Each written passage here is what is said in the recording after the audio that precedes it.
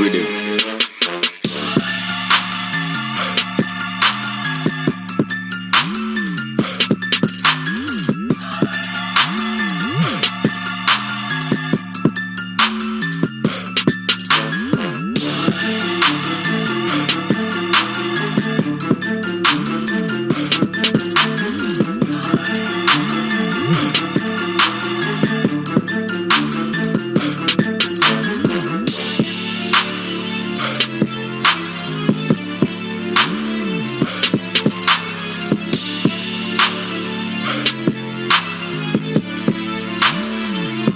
Monk on the beat.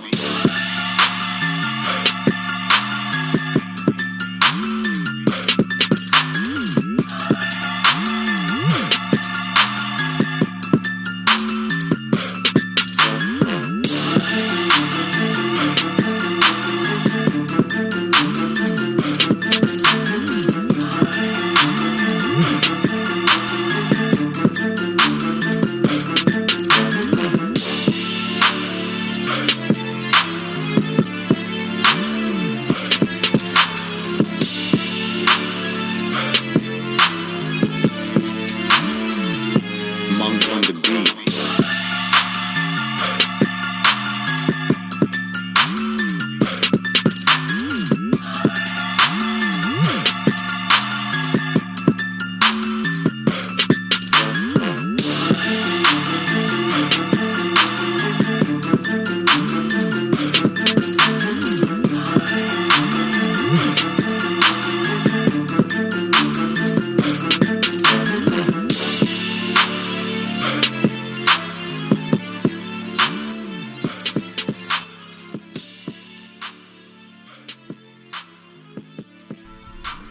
Woo! What is up, YouTube? My Cowboys family here, bringing you guys the latest update on our very own Dallas Cowboys. Hell and yeah. of course, as always, thank you so much for joining us here tonight. Take a second, hit like, subscribe, hit that notification bell, follow us anywhere and everywhere at My Cowboys Family. Of course, hop in the Discord link for that's in the description box down below. Yeah, guys, we are back. Yes, I know. We were out of town for almost a week, about a weekish kind of time frame there with family over Labor Day week, and we hope you guys had a great Labor Day with you and yours and loved ones. We got to talk some Cowboy football, and it's the Cowboys and the Browns right around the corner. What, 4 days, 3 days technically now. So I cannot wait. I'm excited. Football is here, and we still got a lot to talk about, and a lot of new faces here in Dallas going to be taking that field for the first time, repping that star, whether they're guys, they're veterans from other teams, running backs named Dalvin Cook, or some young rookies like number 21 and 56 you see here on the right side. We got CD back, but what about DAK and his contract?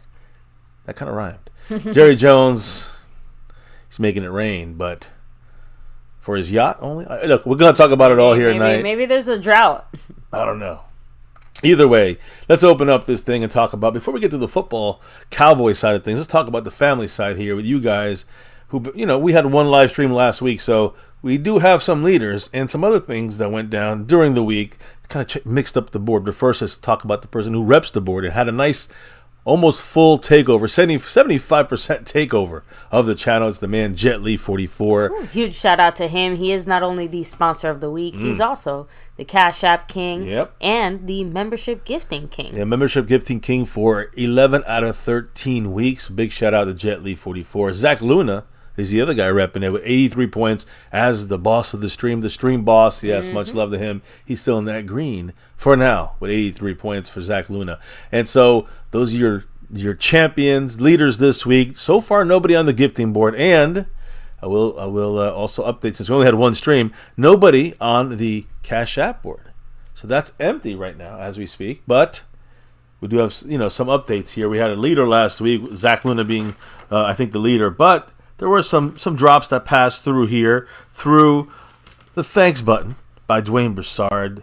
Yes, much love to him. He also dropped some pre-stream love here in the chat here. That's right, as the Top Dog Bay Bullies with a $2 holler and a Go Cowboys. Go Cowboys, yes. Much love to you. And again, he's moving up this board, as well as guys like Harley Dad, who's back in that Navy Blue crew membership. We got A. Lavelle in the silver level, the longest running member in our membership entire membership levels, and Gerald Swain as well in the Navy Blue crew. And just yesterday, Skeptical Fan back in that star level membership. Big shout out to him, which by the way puts him in first place on the overall board currently here to possibly win an extra, little possibility to win a jersey, an extra bonus raffle. We'll talk about that as well. But big shout out to everybody here. Hey, we got Mr. Jet Li 44, who is that he's a star? Yes, that's right. He just officially jumped up into the star membership. I thought he did that last week. That's what I got confused there. All right. So much love to Jet Li 44, is now in a tie. In first place, you can say, there with Skeptical Fan. I'll update that board. Big shout out to Jet Li, who's trying to do, again, maybe another back-to-back, like our 90s Cowboys, on that sponsor of the week. No one's the leader on the Cash App side, so, hey, that's open. And, of course, the gifting side as well is open. Big shout out to Jet Li and that star-level membership. Man, again, we'll talk about that in a moment because you do have the super chats. You just saw Dwayne Broussard, the top dog, drop that $2 holler there to go Cowboys. You also have the thanks button, which he was also very, very active in using. So thank you there as well. You have the membership side of things, which I shouted out some people there, and of course gifting memberships, which is a big way of helping out the channel, but also the family in the chat. Gifting memberships, you just never know who might just get lucky and get one. And my screen is showing that there's a membership being gifted, and that is from, I didn't see who, Jet Li 44. Huge shout out to him, and a big congrats to Ramesh Subramaniam. Much love to Ram. I said that right. We call him Ram around the after dark parts, but much love to Ram in the house. And hey, make sure you drop them if you got them. By the way, there are some new emojis for the Browns this week, so drop those Charlie Browns, the shit Browns, whichever. There's a whole bunch of them. The Brownies, the Cleveland Browns. If you know what I mean, from the Family Guy. Anyways, there you go. There's some examples the wife dropping. So thank you, baby. There's those options. You get any membership, Navy Blue and up. Every part of the membership gets those emojis to fuck around here for these streams. Thank you, Jet Li, for sharing that love. Yes, big shout out to him, which puts him in first place as well. If my mathematics it works out correctly. Either way, those are the 4 ways you just seen them right there. We just showed basically all 4 ways you can jump into this thing through the YouTube side, but there's 4 ways you can do this on the non-YouTube side, which is mostly the After Dark channels, 1 and 2 there, that you see more of this. But maybe what are some other ways people can drop in the Cash App side of things? You have, of course, the Cash App, money sign MyCowboysFamily, Venmo at My-Cowboys-Family, the regular PayPal link, and last but not least, that Streamlabs link lets everyone show your comment on screen just like a super chat would. Yes, again, a lot of different ways to, and again, these are tiebreakers here when you use the Cash App or Venmo, PayPal, and those kind of things. Anyways, as we move on from there, we just talked about some of the level memberships. Much shout out to the Navy Blue, the Silver too, but we got that star and over everything level membership. And since we are in a new month, we do have a raffle to do here shortly for the month that just passed of August. So we will be doing that monthly jersey raffle very soon. A sewn and stitched jersey of your choice. Many to choose from. By the way, Tyler Guyton, I think, is available. Number 60. Big player for us now and the future. But now for this game against the best pass rusher in the NFL, Myles Garrett, the test will come right away for him. So I'm excited to see what he's going to do. We're going to talk about that today a little bit. A lot coming up in our preview, stream next, coming up in a couple of days here, Friday, Saturday. So anyways, that's the way it's looking here. Memberships, again, monthly membership raffle, but there's also the weekly winners. And Jet Li 44, for example, has one of those, an example is he was a winner last week. He gets a raffle, free bonus raffle there to add to his star level already that he's in there with. So big shout out to him, yes, and everybody in there. So let me give us let's give those shout outs to those in the star level who always deserve the nightly repping. That's one of the perks here. So baby, why don't you let them know real quick who they are? Thank you very much, Skeptical Fan, Jet Li 44, Lincoln Kane, LC, and Marissa Sparkle. Yes, Marissa in the house. So I appreciate you guys. And again, they'll be in the membership as well as the weekly winners. We'll see how those are. Now, before we get going into the Cowboy football talk, baby, let's do some quick shout-outs of who's in the house tonight. Of course. Try to talk some Cowboy football with us. Huge shout-out to Aztec Aguilar 04. Much love. Rolando Rodriguez in the house all the way from South Texas. Of course, the man Ram, as you said. Jet Li 44. Huge shout-out. Sponsor of the week there. Cash App King. Gifted membership king too. Danny Ray Sports Highlights, what's up, hello and hi. Of course, Top Dog Bay Bullies. Yeah. What's up? Asmodeus representing. Hell yeah. Even you, Leaside Herald. I guess you can get a He's always popping, right? Listen, he's a long number one time Cowboy troll. fan of Houston, of course. Yeah, you know it. Freedom first, always first. Go Cowboys. Yeah. Of course, have to give a second here to shout out the man JetLi44 for dropping a super chat, a $4.32 holler, saying search for 6 begins now. Hell yeah. Hey, we Cowboys. couple of days away from the official foot to football. Yeah, and like you kickoff. said, we have a little bit of everything, including, a first little sneak peek at a few things regarding the Browns that, at least we know we want to keep in mind, especially when it comes to certain players. But Oh yeah, for sure. For sure. And again, we'll get into that, obviously, you when see it's him, time to talk about that. Jet Li season on my shirt there. 1-6. We got to get it. We got to earn it. And hey, could this be the year? It's going to be tough. It seems like it's going to be tougher than last year, right? But everyone's at 0-0, and hey, you never know. Maybe there's something that's special that comes around. But it's going to take a lot of work from the coaches, the players, and hey, you know what? The fans too. Let's cheer them on. But F Jerry. Anyways, continue, baby. I'm sorry, I didn't mean to interrupt. No, Big shout out there to Jet Li. By the way, Jet Li 44 not only dropped a 432 there, but another big shout out to the Cash App King, Jet Li 44. He dropped a 5 on it, a $5 hollow with a Go Cowboys now and forever.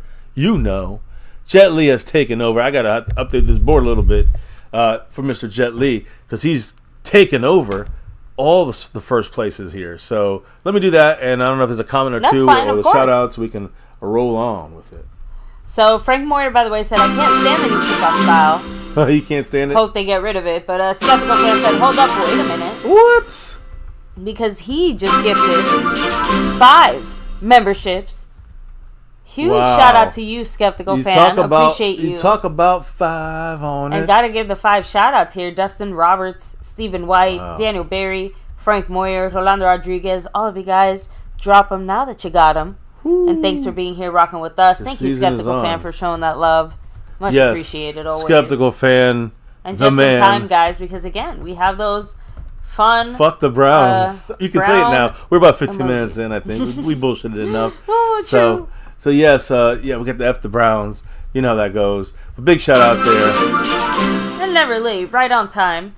But Oh, wait, Speaking whoa, baby. My speaker just broke a little bit there. because the man JetLi44 just dropped 5 gifted memberships, sharing the love and showing the love to the MCF fam. Yeah, that means that I just had to. I'm fixing the board back and forth. You just see me here typing like a fiend.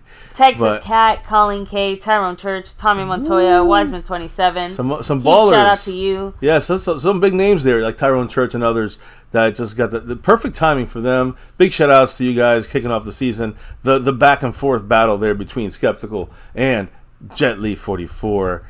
You guys know him as AKA Jet, Jason Renfro, the Yeah, man. so bringing the energy, the hype, and I have to Yeah. admit, I feel like I can finally feel excited about football again. I don't know. This offseason felt a little bit frustrating, a especially lot. with so much Lackluster. going on with CeeDee Lamb and just A lack of moves.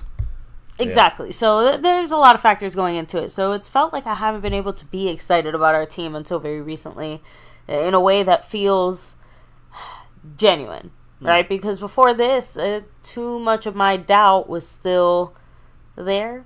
But I'm really excited to see what our Dallas Cowboys actually have, especially because, there's only one way to go but forward. So, especially with the starting lineup that we're expecting to see. I know. That's the thing. Don't you know, worry, one of I the know main. we'll get to it in a little Well, bit. that's the thing. I'm not trying to of rush course some not. of our One of the main things. discussions, One of the main things in our title. You could be talking about the DAK thing or the Dalvin Cook. We haven't talked about that yet here fully, and the cuts and all that stuff. But it's about the rookies. There's many rookies. I'm talking about 4 rookies on the starting docket here for the Cowboys. That's pretty major for this team going forward. Yeah, and I'm obviously that puts a lot of dependence on very young, unseasoned guys. That's the make or break this year. If these 4 rookies, and any more that can step up, even better. But if these 4 rookies and the other veterans around them can really step it up. I mean, it'd be surprising if they could. If they did, then you can start talking about my shirt right there. that 6 could become maybe more of a reality, or at least a run for a reality. You know what I'm saying? Like, we could actually make a realistic run for that 6 instead of just getting that maybe playoffs and bounced out, which has been the MO for this fucking team for too long. So anyway, you see me I'm feeling that the football juices are bubbling. I'm going to be honest with you. I agree. And by the way, Dustin, it was Skeptical Fan who gifted you that membership. So huge shout out to you, Skeptical Fan. Always much appreciated. Yeah, and both of them. Shout out Dustin Roberts. Thanks for joining us here. I mean, drop them if you got, drop them now. You got them. Both guys. I mean, right now, Jet Li 44 is 6-5 at the winning right now. Might have missed the extra point, but he still got the lead with the field goal and the safety from Skeptical. 6-5 right now in that battle of gifting memberships, and that just we appreciate the love, but also it's a big way of having the whole chat, people that are in here and active, being part of this thing, especially when the game day comes. That's when it really gets crazy. So we're gonna have our fun, we're gonna do our thing, we're always real, and that's when we do our thing here on a game day. Whoa, fuck. And those game day reactions. Seabass is a member, usually an over everything member. Today, right now, got the gifted navy blue crew membership from Skeptical Fan, who now ties Jet Li 44 in that top spot. Honestly, right now, I think they're tied for first place. So, damn, I don't. What can I say? What more can I say? We chilling. They are neck and neck, first and second place right now. I'm gonna give the tiebreaker to Skeptical because to Jet Li, because he was our leader on both those. But they're literally neck and neck tiebreaker. So tied. So that would not be. They both get even on that, except for the fact I had Jet Li first because he won both of those last time. But as far as it's showing, but as far as where they're placed, they're neck and neck. Big shout out to Skeptical Fan and Seabass. Congrats on that navy blue representation. Let me go ahead and shout out as well Cassie Stewart, much love. So, hey, perfect timing here again. We have quite the recap for you. Oh, yeah. Seabass, perfect timing. Thanks for joining us here as well. Can't wait to hear from you later this week. Hopefully Friday or Saturday. Yes. I sent you an email. Yeah, he said either day works. So okay, we'll make perfect. sure to let you know with plenty of time. We're going to have you involved here and ready to roll. So don't worry. No worries there. We got you. And we want to hear from what you guys say, especially about this first game, but everything that's happened before this. CeeDee Lamb and Dak's contract and any other thoughts you may have. Yeah, so with that said, let's go ahead, start, discussing a few of these things, because obviously here you guys are, here we are ready to talk. So yeah, we got some, some interesting information here.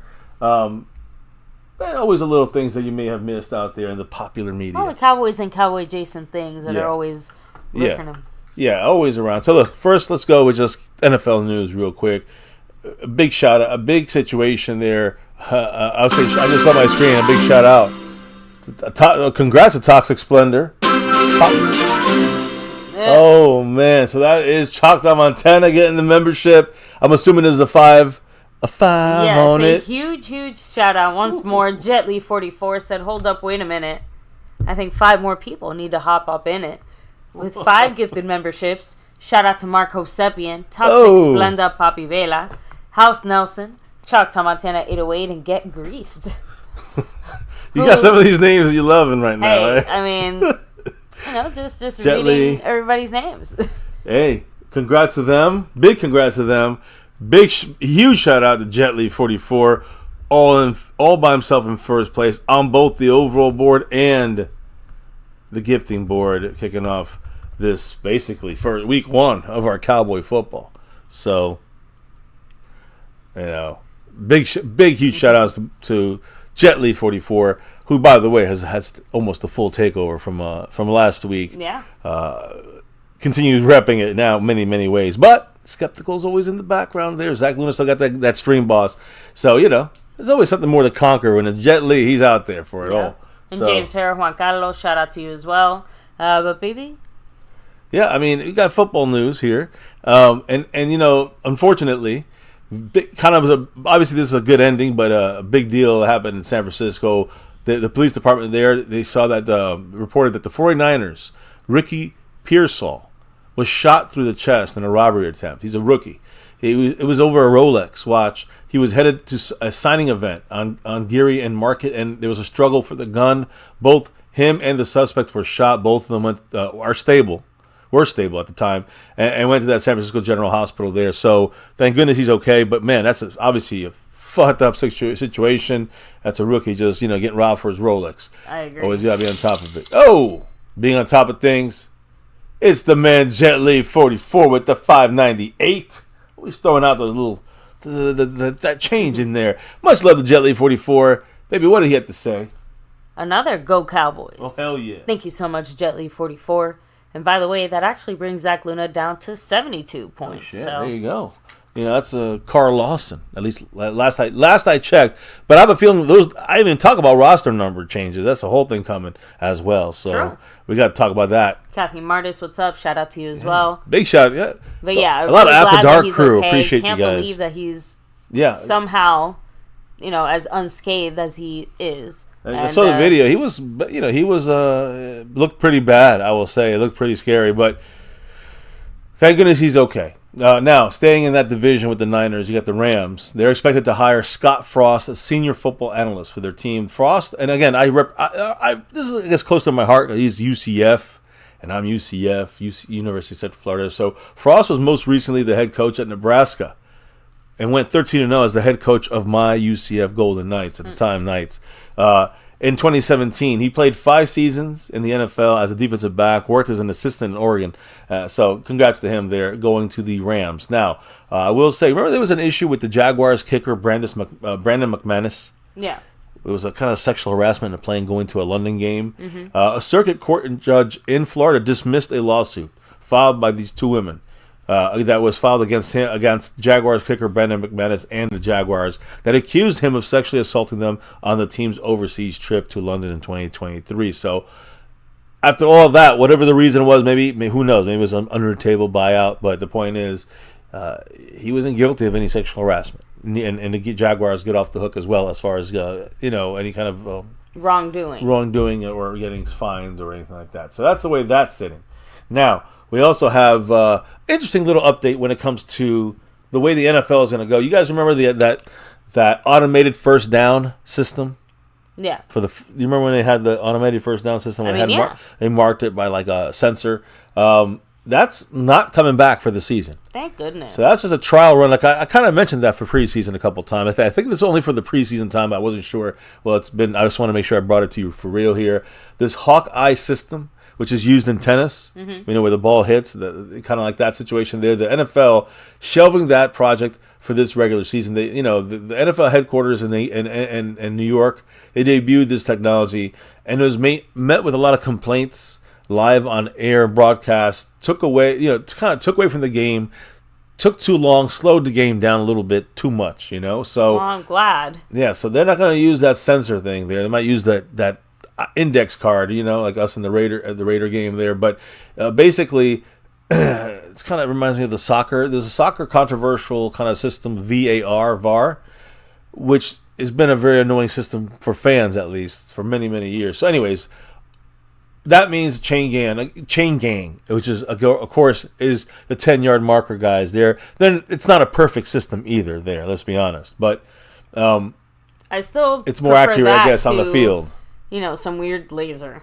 At this point, stretch a rope across the field if you need to. Like, I don't know. But, yeah, no weird lasers needed. That's what we have cameras for if you really want to get down to it. Well, we're going back to that way for now. All right, and that's fine with me.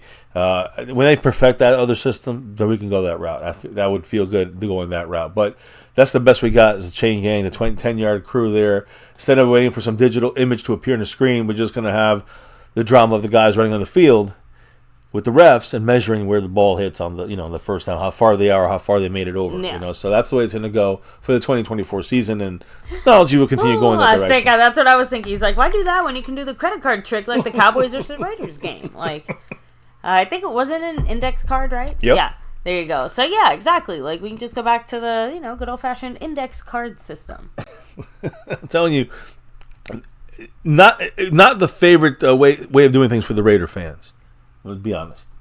Well, we don't mind fans it. Mind. We love the index card. Give me more. So I want to make sure I did the shout outs there. I thought I missed a shout out or two, but I got you guys. By the way, some other interesting stuff that went on, especially with the Niners. They really did some crazy. They just went out there and said, we're going to really go for it, and I don't blame them. I mean, they almost won it twice. You know what I'm saying? Already twice in 3 years? Mm-hmm. New deal for 49ers left tackle, tremendous, best left tackle in the league, Trent Williams. It includes $48 million fully guaranteed at signing. He gets $25.6 million at signing bonus. This moves him to $103 million in guarantees since joining the Niners in 2021. He's on track to earn over $250 million in his career. The quarter billion dollar man there, and that's an offensive lineman. So I mean, and he is worth every penny. Trust me on this. So it basically amounts to 7.6.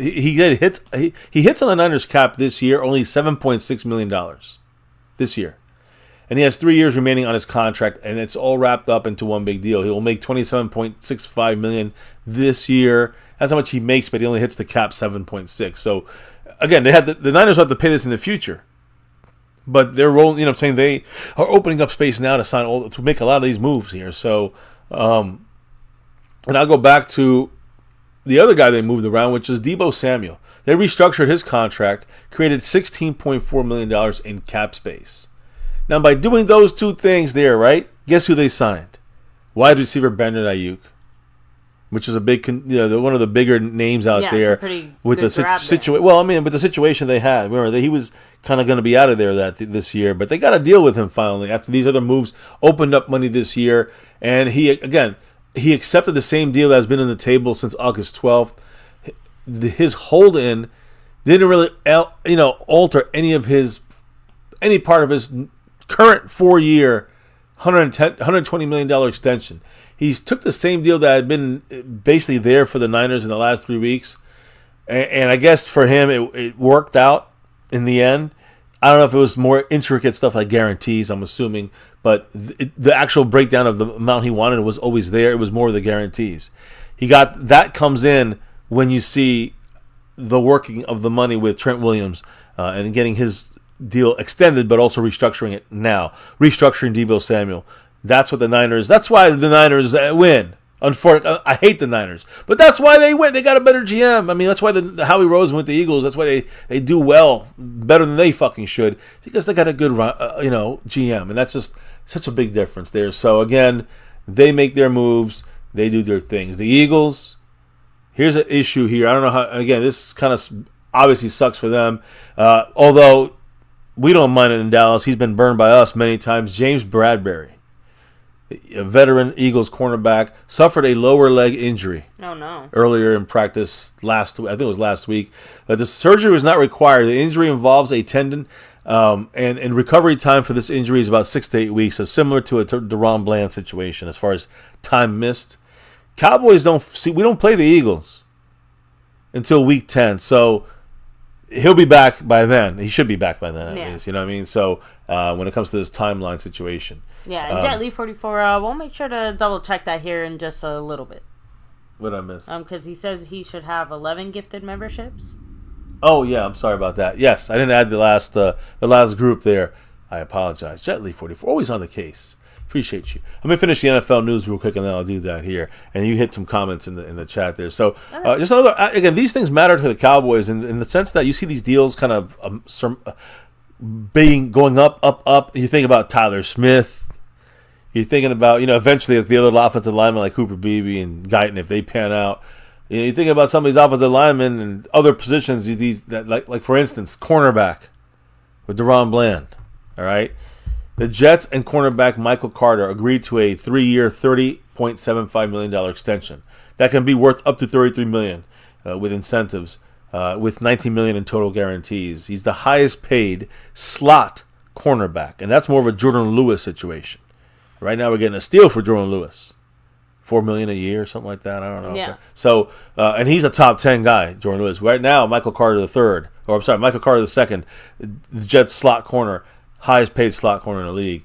They actually also did some restructuring. Yeah, that's what I'm saying. The Eagles they had injury issues, but the Niners restructuring, the Jets restructuring to get the guys they want and they need on their team for now and the foreseeable future. They restructured linebacker Quincy Williams, tight end Tyler Conklin's contracts, and created $8 million in cap room and cap space. So just wanted to clear that there. Then one last, two last kind of groups of news here. This is almost involves the Cowboys directly. But for example, Chargers, their kicker. We just saw them in this last preseason game. Kicker Cameron Dicker. Kicker, what is it? Dicker the kicker. Which we were hoping the Cowboys would have signed a couple years ago. He got a huge deal extension. He got a 4-year, $22 million extension. Includes $12.5 million guaranteed as a kicker, making him one of the top 5 highest paid kickers in the NFL, just ahead of Evan McPherson and Graham Gano. This deal basically keeps him with the Chargers through the 2028 season. The only reason I'm mentioning him in any detail, not that we would have had him or not had him in the past, about our guy, Brandon Aubrey. He's eligible. Remember, this is his second year. He cannot get any extensions until his third year. You could, but you can't start asking for it. Like, you can't actually officially get one until your third year in the league. Exactly. So that's another list of things the Cowboys need to figure out. Are we going to pay Brandon Aubrey? I think if he has another year like he had last year, yes, you do. You do not let that ever go. But he'll have to be a top 5 paid kicker in the league, right? Again, they have other more pressing contracts on their mind, especially next year. So, and especially depending on what happens for the rest of this week. With that. Very true. So, but can you get rid of the best kicker in the league? I mean, absolutely not. It's just I think that his will end up being one of the last deals we do, unfortunately, instead of what it should be, which is one of the first deals we do, because you'd think it'd be easy and straightforward. Yeah. Well, but what do I know? I don't know. Yeah, what do we know? I don't know. So, again, I don't know if there's any quick comments about these things. Seabass said it. Aubrey is our coup. Hell no, we keep him. So exactly, like, how are you going Never to let risk him go. Brandon Aubrey? Yeah, right? You don't do that. There's no way you're allowed. I would. As Sick Aguilar 4 said, Aubrey is staying for sure. And you know what's funny? I know you mentioned this a few weeks ago, and it stuck in my head. The Cowboys have had like 3 of the 5 top kickers in the NFL in the last 30 years. So yeah, I mean, somehow we're finding them. But I'll say one thing: when we don't find them, man, they suck. When we get the wrong ones in there, man, they fucking suck. 90% of the time. Most of the time, they just blow chunks, and we get lucky for someone like, what was that? The Vendel. What was his name? The guy who we had before him. That was for the playoffs, and we I can't believe he just had the yips and he missed everything. How did I forget his name? Because we want to. Yeah, true. It's traumatic. Somebody will remind us in the chat, I'm sure. So, anyways, let me just get back to as we're talking about cuts and waiver wire and Maher. Yes, Maher. There you go. I hate Maher. I remembered. Yes. But yes, the trash Maher. Maher. Thank you guys. The Maher are shitty. Listen, when you look at possible names the Cowboys could still add or look at, I don't know if these guys are available anymore, but I had kind of compiled some names from the cut today, and I know this was like, old news now, right? Mm-hmm. It was a week ago basically, but let's just catch it up real quick here. Some guys in the NFL that got cut or were out there not signed yet. A returner. We have Turpin, so we probably won't need him, but Jamal Agnew, officially fully healthy after suffering a broken leg last year. It would happen late last season. With the new kick return rules, he has received interest, according to sources, 10 different teams. And, going to make free agent visits in the coming days and weeks. So, just someone to keep in mind if there's any issues with, any thoughts that we needed a second returner for some reason. I don't think we will. We got Deuce Vaughn here for a reason as well. So, Jamal Agnew is a guy out there. Now, the Chiefs did release Kadarius Toney, wide receiver. All right? Texans released cornerback C.J. Henderson. Yeah, the Houston Texans made a bad move bringing him in here, trading him. I think they traded him from the Jacksonville Jaguars. He's been disappointing with injuries, and obviously not good enough to make the Texans team. So he's been released. He was the 9th overall pick from the 2020 draft. So that's a guy I can see the Cowboys just one day reaching out and just tapping on the shoulder, say, "Hey, come on in," if he hasn't been signed yet. The Titans, they're releasing a guy we spoke a lot about during 2021. Their 2021 first-round pick. You remember Caleb Farley, cornerback?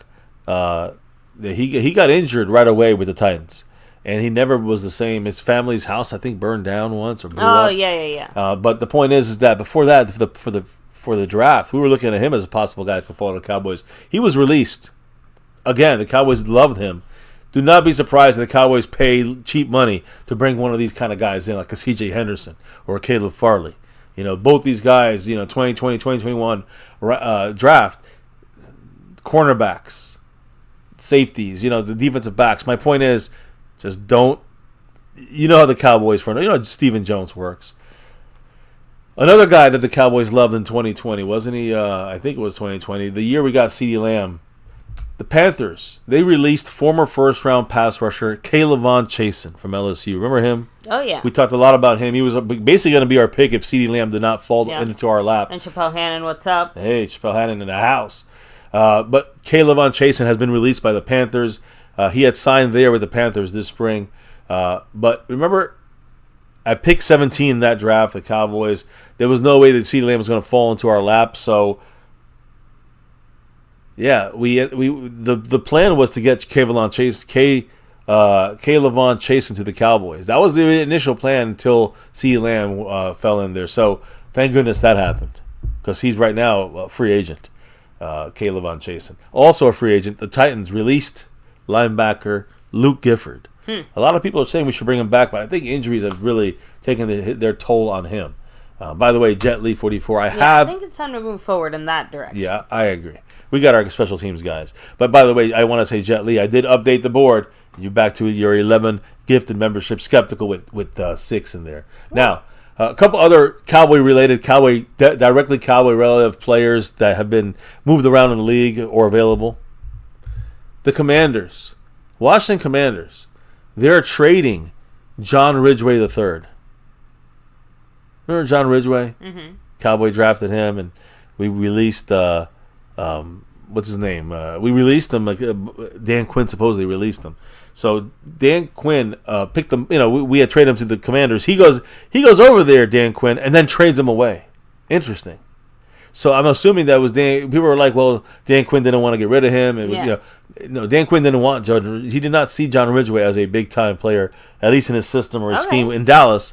I mean, that's and he fair sees enough. the same thing happening in Washington. In Washington, he would be cut, but they trade him to the Saints. I mean, you might as well get something out of a player that you feel like you have no use for, because maybe someone else. It's just surprising that he drafted him, but then he also cut him twice. So it's weird. Anyways, that just shows that he's obviously changed and developed as a coach in that side, or maybe he's just a failure. Maybe he just sucks at drafting guys. No, I meant John Ridgway might just not be as good as what he needs in his scheme. At least I don't know. True. He's a saint now, is the point. We'll be seeing him in 2 weeks. The Dolphins, they released another former Cowboy, defensive tackle Neville Gallimore.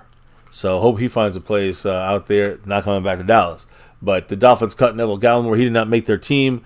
Also, Buffalo Bills released La'el Collins. La'el Collins is out there. I know we had signed him back to the practice squad or something for last year, but he's just not ready to go too far. So he sent out a Buffalo thank you. Hashtag the marathon continues. So that's what La'el Collins is doing. Now, the Texans weren't done releasing players. They released former Cowboy Noah Brown. Oh. Which is a name people are like, hey, why don't we bring him back to Dallas? Well, we got some good receivers here as well. He had 33 catches for 567 yards and 2 touchdowns last year with the Houston Texans. So, hey, Eastside, I guess you didn't even want to keep even our castaways. They still got Dalton Schultz hanging on to him. So, now, I mean, he was doing all right though. Yeah, Schultz did well for the Texans. Actually, Noah Brown did well in my opinion. But yeah, not hanging on in Houston. Now, what about our guys? Our roster.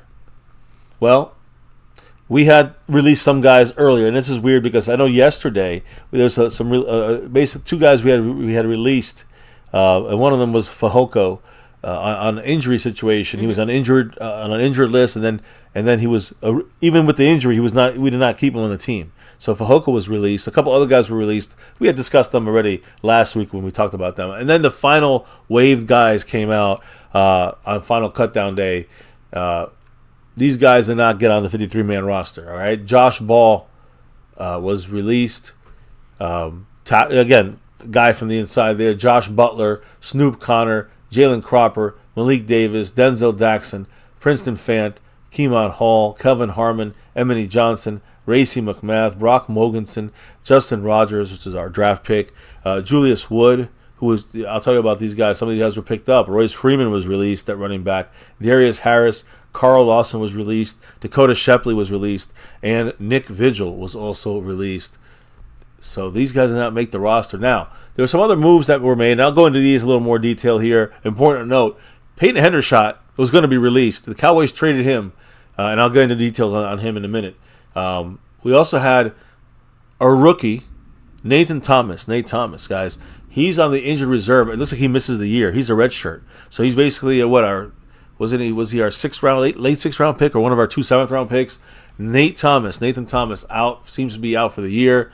Of course, Deron Bland was put on the injured designated for return list, so it means that he is back, I think, 6 to 8 weeks, right? So a little bit now, 5 to 7 weeks, I guess. We have the reserve commissioner exempt list. Even with CeeDee Lamb, you'll see the depth chart. CeeDee Lamb is not on the depth chart yet because he's still on the exempt list. Of course, he'll be ready to go for the game day. He'll be taken off of that. Just delays us from having to cut somebody. And we signed a couple guys here, and I'll talk about Dalvin Cook and Linville Joseph as well, a nose tackle. But we knew that was happening. I talked about him last week as well. So another guy who kind of slipped through there, number 92, Al-Qadim Muhammad, initially was placed on the reserve suspended list. But even after that, easy spot to kind of tuck him in, the Cowboys then released him anyways. So the Cowboys ain't really keeping anybody on any kind of bonus exemption list. They just not even for practice bodies. Yeah. They're just cutting guys here left and right. So Cowboys, that's the way they're moving right now. So some undrafted players. This is interesting. What about some undrafted players that made the roster? We had 16 undrafted players out of 53 make this roster. That's crazy. That is like Will McClay. You know, he's creating something out of nothing when it comes to Will McClay. Undrafted guys. Last year we had 10 guys that were undrafted that made the roster. This year, 16. Cooper Rush, Rico Dowdle, Hunter Lipke, Devontae Turpin, John Stevens Jr., Brevin Spanford, Terrence Steele, T.J. Bass, Brock Hoffman. That's just offense. On defense, Tyrus Wheat, Buddy Johnson, Marquise Bell, and Wanye Thomas. You also have special teams guys that are undrafted, like C.J. Goodwin, long snapper Trent Sieg, and of course Brandon Aubrey. Like I said, 16 guys. I mean, even if you Crazy. kind of quote unquote discount the special teams positions, just because, you know, guys being undrafted at those spots isn't really unheard of, right? Yeah. I think we can all agree on that. But man, way to go, Will McClay. Way to go, front office. Hopefully it pays off, you know, in dividends. But a lot of those names on there are guys that we all like. So yeah, I mean, I 100% agree. Listen, let me keep it going because we have so much, so I'll never get done here. But I agree with you 100%. And I also think when you look at the roster of guys that we have left on this team, and Will McClay, like you said, huge big shout outs to Will McClay just in the draft side of things. And what's his name? Mullet Man. Chris Hall. Chris Hall. These two guys put it together for the undrafteds. The Cowboys weren't done though making moves as far as behind the scenes. Chuma Doga, it's interesting.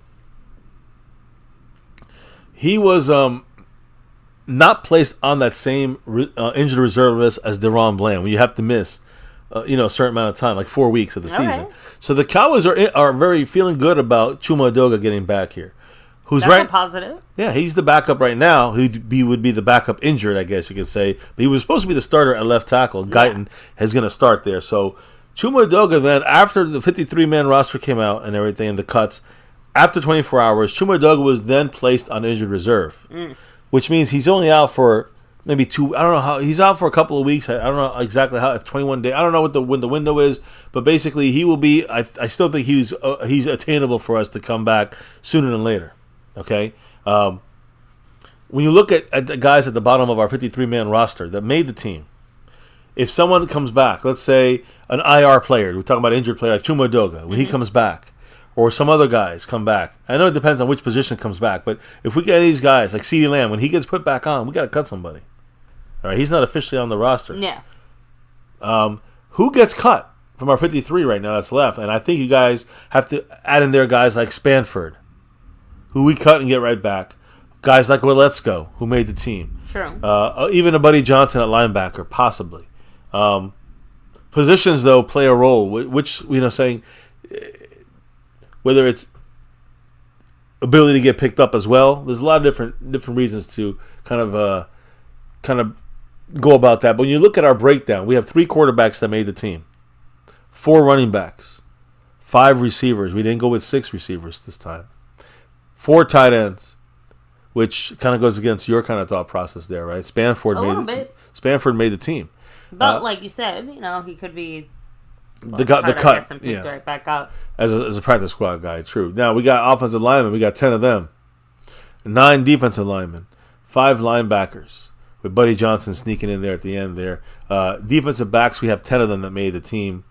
Andrew Booth, number 25, had a good preseason here.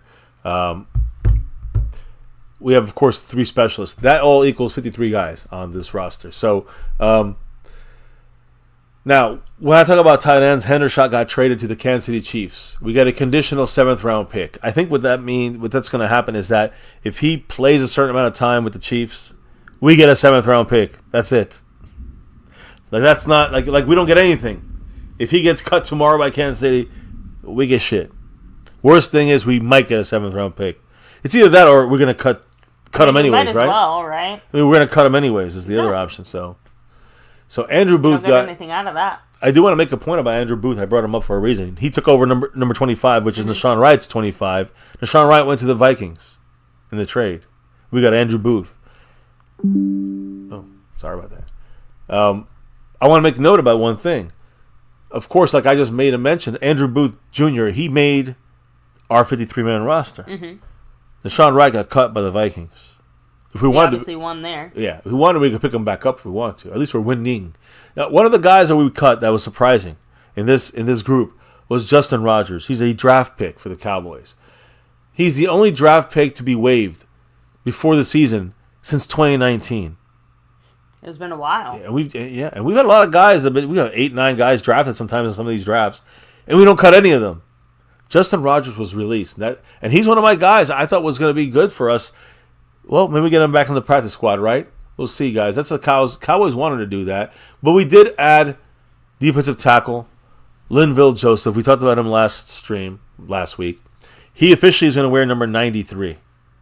So Linville Joseph, nose tackle, number 93. Some injured guys, and we're going to talk about more. These are kind of, as the week went on, it changed a little bit. But Damone Clark, Wanye Thomas, Zach Martin did not participate in the final 2 practices at the Star, saying in Dallas. Or I say in Frisco, I guess you can say. Overshone was involved in some of the work there. Overshone has the hip. Zach Martin has an ankle injury. Wanye Thomas has a groin. And Damone Clark has a knee thing there. But again, the main guys, Damone Clark with the knee and Wanye Thomas with the groin, were not participating in the walkthrough practice in front of the fans at the Star. According to sources, Wanye Thomas, he said he anticipates being ready to go in time for the season opener. All right? No word about Clark yet, though. And I'll talk about that as we get closer. You'll see these changes coming as we get closer to the actual game day. Zach Martin was just getting a veteran night, you know what I'm saying, for him. He wasn't even working the resistant cords or anything. But anyways, when it comes to the released guys, I want to make a point. Justin Rogers, the draft pick, 7th rounder, picked up by the Cincinnati Bengals on their practice squad. Other guys we released, Eric Scott and Julius Wood, they were picked up as well. The Chiefs picked up Eric Scott, and then the next day they released him. So, technically, you know what I'm saying, if we really wanted him back, if he one of the guys we wanted back, we could pick him up. He's not picked up by us. Julius Wood, though, was picked up by the Tennessee Titans, who, a lot of people were hoping we would not cut in the first place. Cowboys then decided to make their practice squad and get it together. Who made the practice squad? Well, Josh Ball. Of course, these are important names, and I want to know what you think about some of the moves the Cowboys might have made here or not when it comes to cuts / practice squad. So, Josh Ball's back in the practice squad. Josh Butler, cornerback. Jalen Cropper at receiver. Malik Davis, he's very good there at running back. Denzel Daxon, he gets the exemption for the international player. Princeton Fant at tight end. Keemon Hall, who had a couple of big interceptions in preseason and in practice. Yeah. Kelvin Harmon, wide receiver. Linebacker Darius Harris, which had a good final game there in preseason. Safety Imani Johnson. Defensive edge rusher, veteran Carl Lawson. And that's an important name to me. I think he's a guy that gets moved up soon. Linebacker Brock Mogensen, who to me is a surprise. He was one of the least of the guys I thought would make even the practice squad. He did sneak on there. Got back center guard Dakota Shipley, which we know he's an important part of just having the extra snapper there, the third center. And then linebacker Nick Vigil, which coaches like. So that with those guys right there I named, that leaves 3 spots open on our practice squad. This is just the initial day 1 of practice squad. But we know about Dalvin Cook, and he became one of the other practice squatters here that fill up the list. One of the slots. Yeah, the slots on the practice squad. Let me just say one thing. As we talked about on our last stream, Dalvin Cook had a visit with the Cowboys, or was going to have a visit. He did have the visit. And the understanding was that Cook, quote, looked good and in shape. All right? So the good news is that he's in shape. He's ready to go. They were basically talking about signing him to the practice squad, which we know is what the Cowboys did. They did sign him to the practice squad. They said basically they need to initially ramp him up before any playing time. So before we see a lot of Dalvin Cook, he's just practice squad right now. All right? So he's not going to take up a 53-man roster spot. Will he play against the Brown game? We'll have to wait and see if that's. I don't think he's going to be ready to roll with that. I'm going to assume no, but never say never, I guess. Yeah, when it comes to Cook, I mean, he last year not very good. He played in 14 games last year with the Jets, and he actually did play a little bit with the Ravens in the playoffs. He totaled 67 carries for only 214 yards. That is 3.2 yards per carry. That's one of the worst in the league. But bad for the Jets on offensive line across the whole offense in 2023. So being part of a more functional offense is going to help It Dalvin also depends Cook. on how much faith you guys might personally put on our, very young, new and fresh offensive line.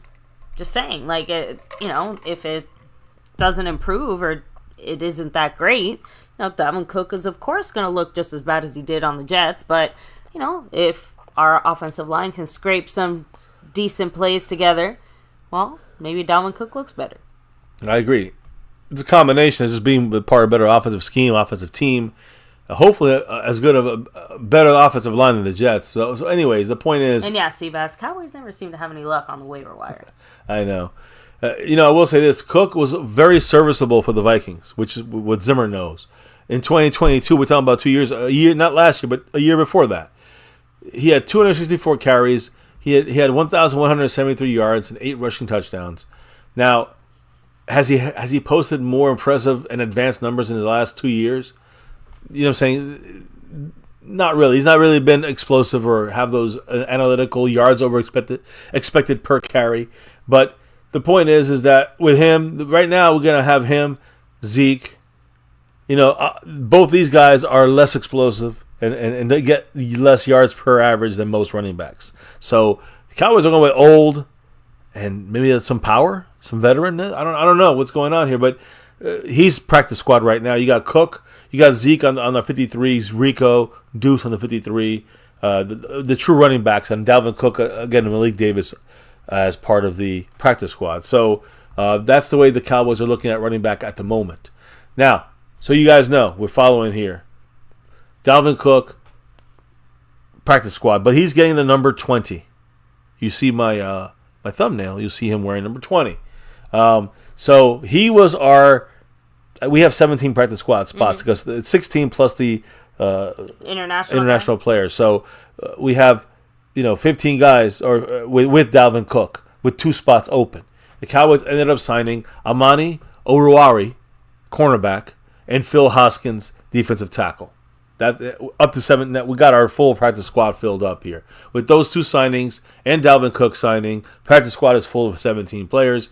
And just so you guys know, Phil Hoskins and Amari Oruwari, both these guys, real quick. Oruwari, cornerback, 5th round pick of Detroit in 2019. Okay. Had 6 interceptions in 2021. So 6 interceptions, pretty good, right? 2021. I mean, it don't seem that long ago. It hasn't been that long. But he's fallen off the map since then. Why? Is it injuries? Not really. It just he's not really a consistent guy. He has length though. He's 6'2", 200 pounds. So something that the Cowboys will use with Zimmer. We'll see how he gets used. Remember, guys, he's just practice squad. And you got Phil Hoskins. He's a 7th round pick. He's a defensive tackle, inside defensive player. He's a 7th round pick of the Carolina Panthers in 2021. Basically, all he's going to do at most, in practice squad mode here, is provide interior defensive line depth. He's 6'5", 315. So basically what you see with him is he's a replacement of Carl Davis. Or, one of these guys that are on our practice squad that play nose tackle or defensive tackle. That's it. That's all he is. He's the guy. We couldn't get Justin Rogers back, the rookie. So we got Phil Hoskins. Rogers is the guy I'd rather have. Yeah. We lost in the to the Cincinnati Bengals, unfortunately. So, with all this going on, there was one move the Cowboys almost made, did not make, and that is meeting. They met with pass rusher Tyus Bowser. Again, the Cowboys have addressed the defensive line in a number of ways these last 2 weeks, but they decided to bring in and work out Tyus Bowser. He did not make the team, obviously. He did not get signed. So, the Cowboys did not like what they saw, basically, with him. No need to go too deep on that.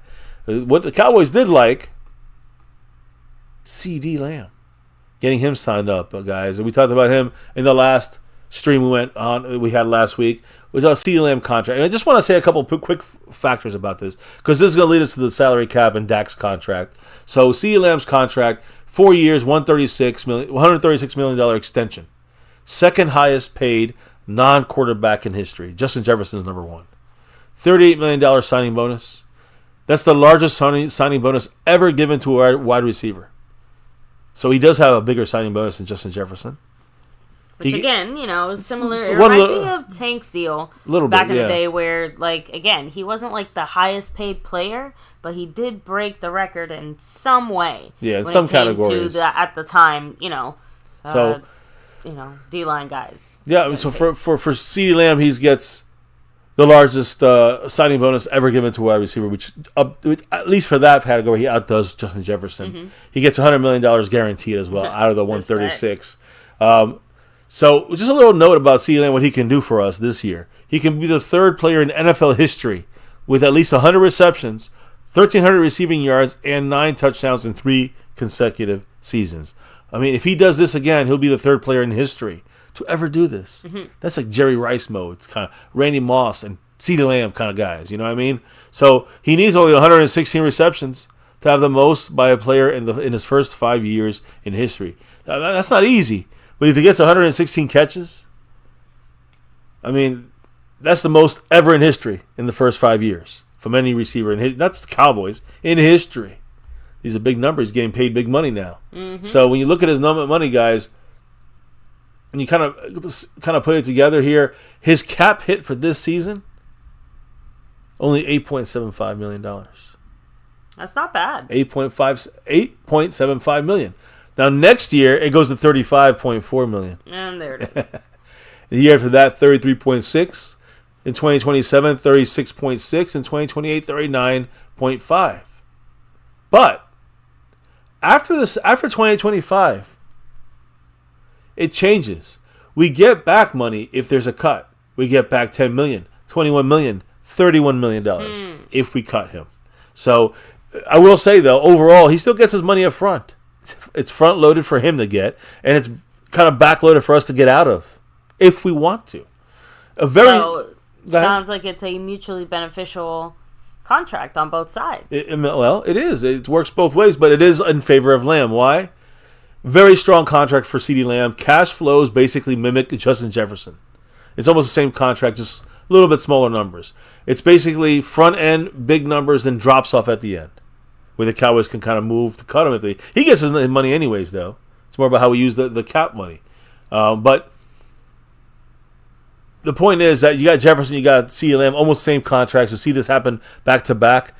Even with a couple months in between, it's still very quick to see very similar contracts. When you look at the strength of the guarantees, how much does he earn if he was released in March? In any of the next 3 years. This year, if he was released, he get $45 million for finishing his existing year. 2026, $75 million just playing one new year. And in 2027, he gets $82 million for playing 2 new years. So again, he's got a very good contract for him. And I think, you know what, one of the keys here is the fact that it's from specialists like Jason OCT, Over the Cap. Mm-hmm. These guys, they know. Everyone knows Jerry Jones does not know. And Stephen Jones, let's put the clown show up on the screen. What do you say? Agree. They know. They know. The agents know that the Joneses have a history with these holdouts. And Jerry, more often than not, does a deal at the last minute. Players know this already. They get a good deal. Basically, a lot of these players in Dallas get a good they leverage. They all know a lot of the same things that we know. Jerry's first offer is going to be very ridiculously insulting. They're going to continuously lowball you. And again, that's just every front office running a good business, so to speak. Because I'm just saying, because their interest is getting players for as cheaply as possible. Yeah, but the thing is this. They wait. This is the attack. Oh, trust me, a lot of these problems the Cowboys bring on themselves, like you said, by waiting as long as they do. Players, I know pressure creates deadlines, but it can also create a dangerous contractual situation for either or both parties. The Joneses keep getting screwed because they know that the players know and the agents know at this point that the Cowboy front office is going to wait till the last minute. All that's going to do is help the player get more money. Mm-hmm. The players get a huge amount of leverage for their contracts by basically letting them wait it out, and the situation keeps playing itself out over and over again. I don't have a problem with CeeDee Lamb getting his money. I have a problem with the way the Joneses handle this shit, and they've been doing this badly for a while. CeeDee Lamb, by the way, fully guaranteed, $67 million. Justin Jefferson, fully guaranteed, $88.7 million. So a lot more fully guaranteed money for Justin Jefferson, which means they got to keep him on for years and years. The Cowboys have some can back out of the contract after the second year of the contract, mm-hmm. and still get maybe $10 million back. I mean, it's not going to be worth taking $20 million hit, but you still have that option. CeeDee Lamb, I want to reiterate this, has no guaranteed money on his deal past the 2025 season. 2024, 2025, you got to keep him on. But after that, it's interesting to see, guys, that his cap number drops in 2026 and 2027, keeps dropping. So the Cowboys, I think in their mind, they're thinking keeping him for 2 or 3 years and then maybe moving on from him. This is more like a 2 or 3 year deal, it feels like, from the Joneses for CeeDee Lamb. I'm going to leave it at that. When you look at our actual updated salary cap right now, the Cowboys have around $21 million.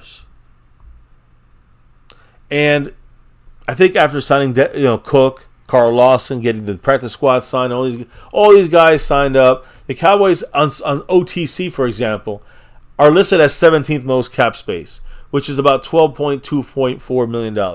This is after every single signing we have. All right, Dalvin Cook, CeeDee Lamb, and moving money around and all that good stuff. But what about one more guy? That's the leader of the offense.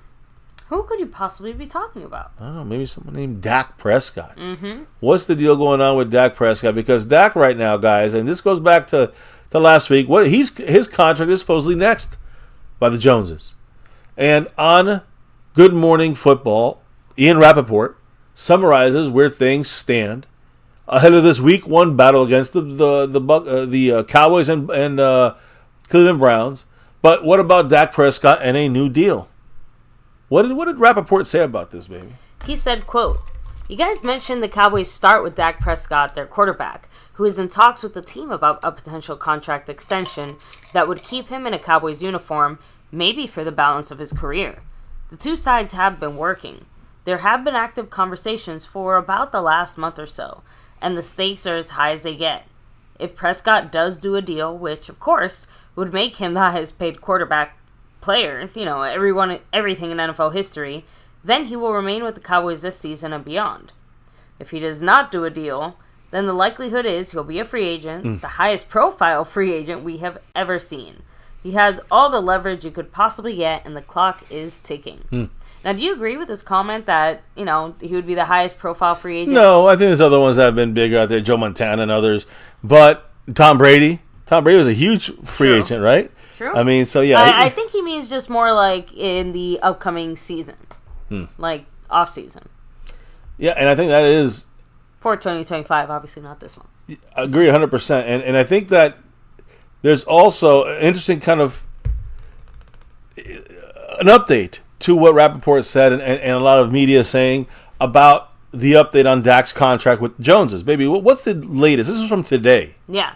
So Dak Prescott's agent and the Cowboys have been in conversations for about a month or so, maybe a little more, about a potential big-time contract extension that, of course, would make him the highest-paid quarterback in the NFL. My understanding right now is the two sides are not close. The clock is ticking. Of course he's going to practice and he's going to play the season. There's no questions there.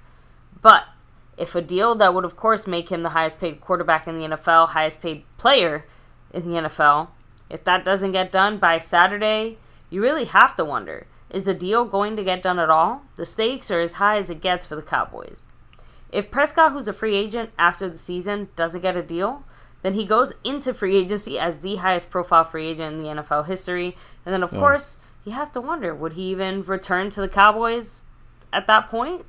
So we'll see if they actually are able to get it done. Yeah, I mean, I know about NFL history. Just saying. Yeah, I agree with that. They keep pushing that. But the thing is, here's what the Cowboys, and we're there at odds right now. It's not even about the money. It's mainly what the Cowboys front office want a short-term deal for Dak Prescott. They want Dak for like 2, 3, 4 years. Dak wants a longer Patrick Mahomes type deal where he's here for another 8 years and gets, $400 million or something like this. So it comes down to basically what is it that we want here? What is the plan here? The Cowboys think Dak is their guy for the remainder of his career. If they do think that, then they probably give him the long-term deal then, right? Mm-hmm. But the Cowboys want 2, 3, 4 year deal. So they're questioning the fact that if he should be a Cowboy for just a couple more years and have a plan maybe to have a replacement for him or, maybe he's just not the guy. So Dak possesses the skills, to me, needed to win a championship. You have the right coaching, the right players, whatever. He has to do some stuff as well. But Mahomes has won the Super Bowl twice, right? 3 times. Mm-hmm. And he earned the money during the Dak Prescott time frame here. Let's be real. So Super Bowl winning quarterbacks, since Dak has been drafted, you know which ones they are? Since Dak has been drafted the last 8 years, 9 years? Mahomes, Tom Brady, Nick Foles, and Matthew Stafford. In the last 8, 9 years, those are the 4 quarterbacks that have won Super Bowls since Dak's been in the league. So it kind of tells you it's hard to win a Super Bowl as a quarterback. Yeah. So again, these guys have been paid without a Super Bowl.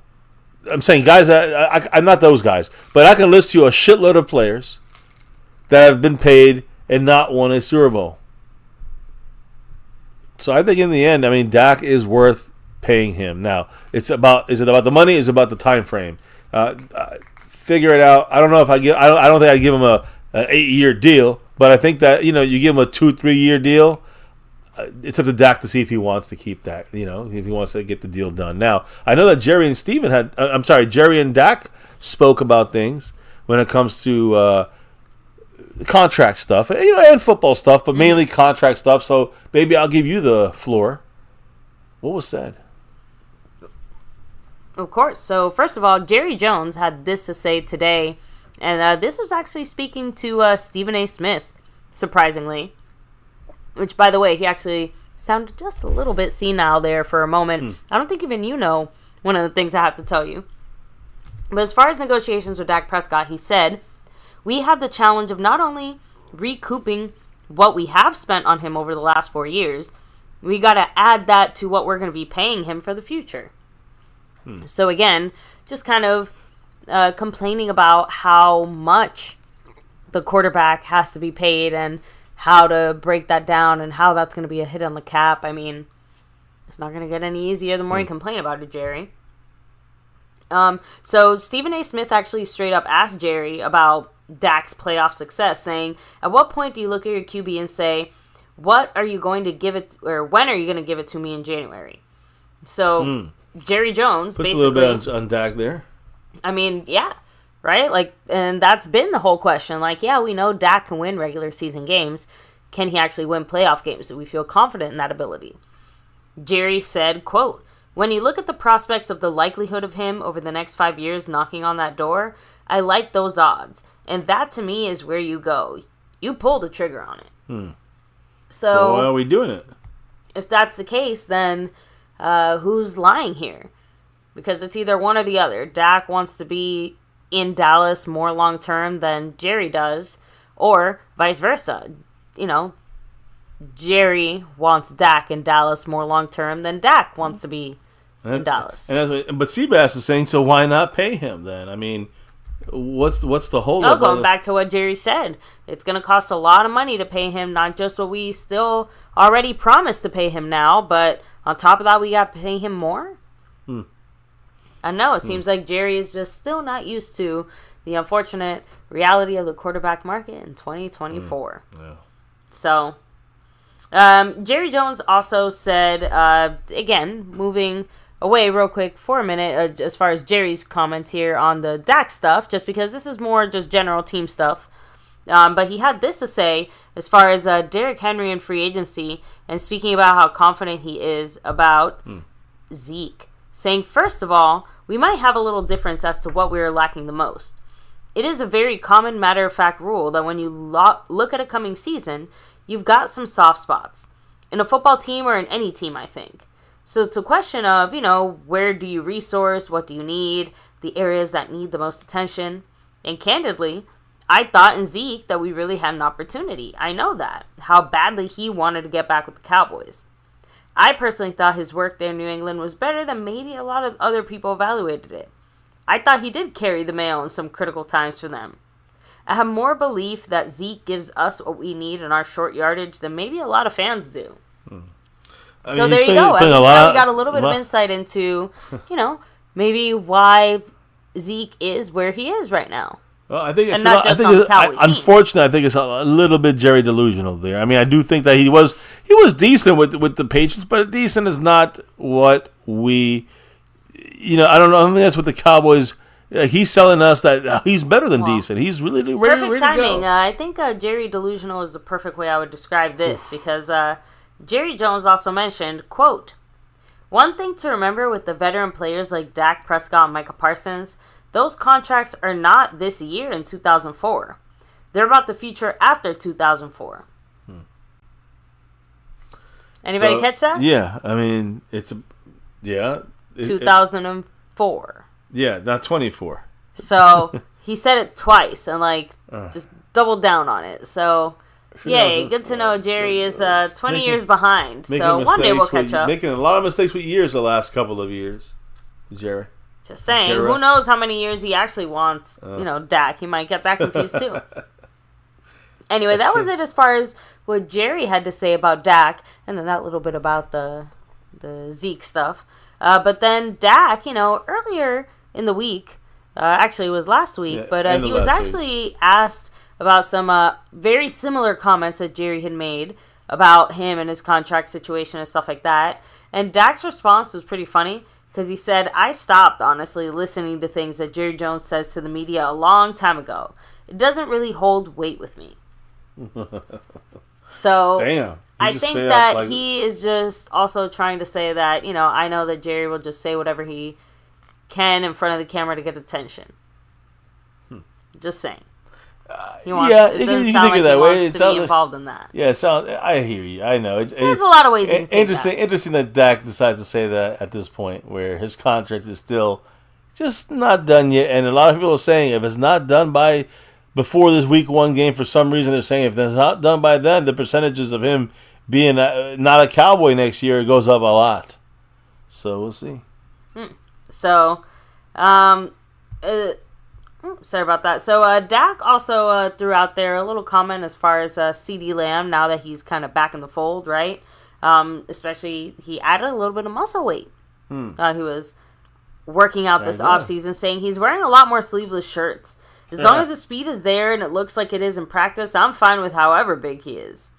As far as trying to get back into a rhythm with CeeDee Lamb, Dak said, we've had 3 practices. Good to go. So again, they're back on track. Sounds like they're, locked and loaded. So CeeDee's ready to go. Glad to hear that. As far as the general uncertainty about, that a lot of players have on the Cowboy team heading into this season, he said, you've got to love it. You've got to embrace it. That's a challenge.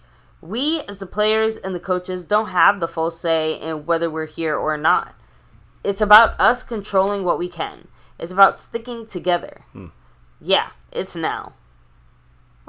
So, again, he sees himself right there with them. Dak also said that he doesn't have, that he feels like he doesn't have to have a new contract before the season starts. But that quote, I think it says a lot if it is or it isn't. And then, he was asked, well, what does it say if it isn't done? He said, just how people feel. No. Sounds like Dak is not happy if that's where it gets to that point. I saw the interview in a press conference from him, and it didn't seem very excited about the prospects of not having a contract. Yeah, I mean, I have to be honest. If anything, I would just...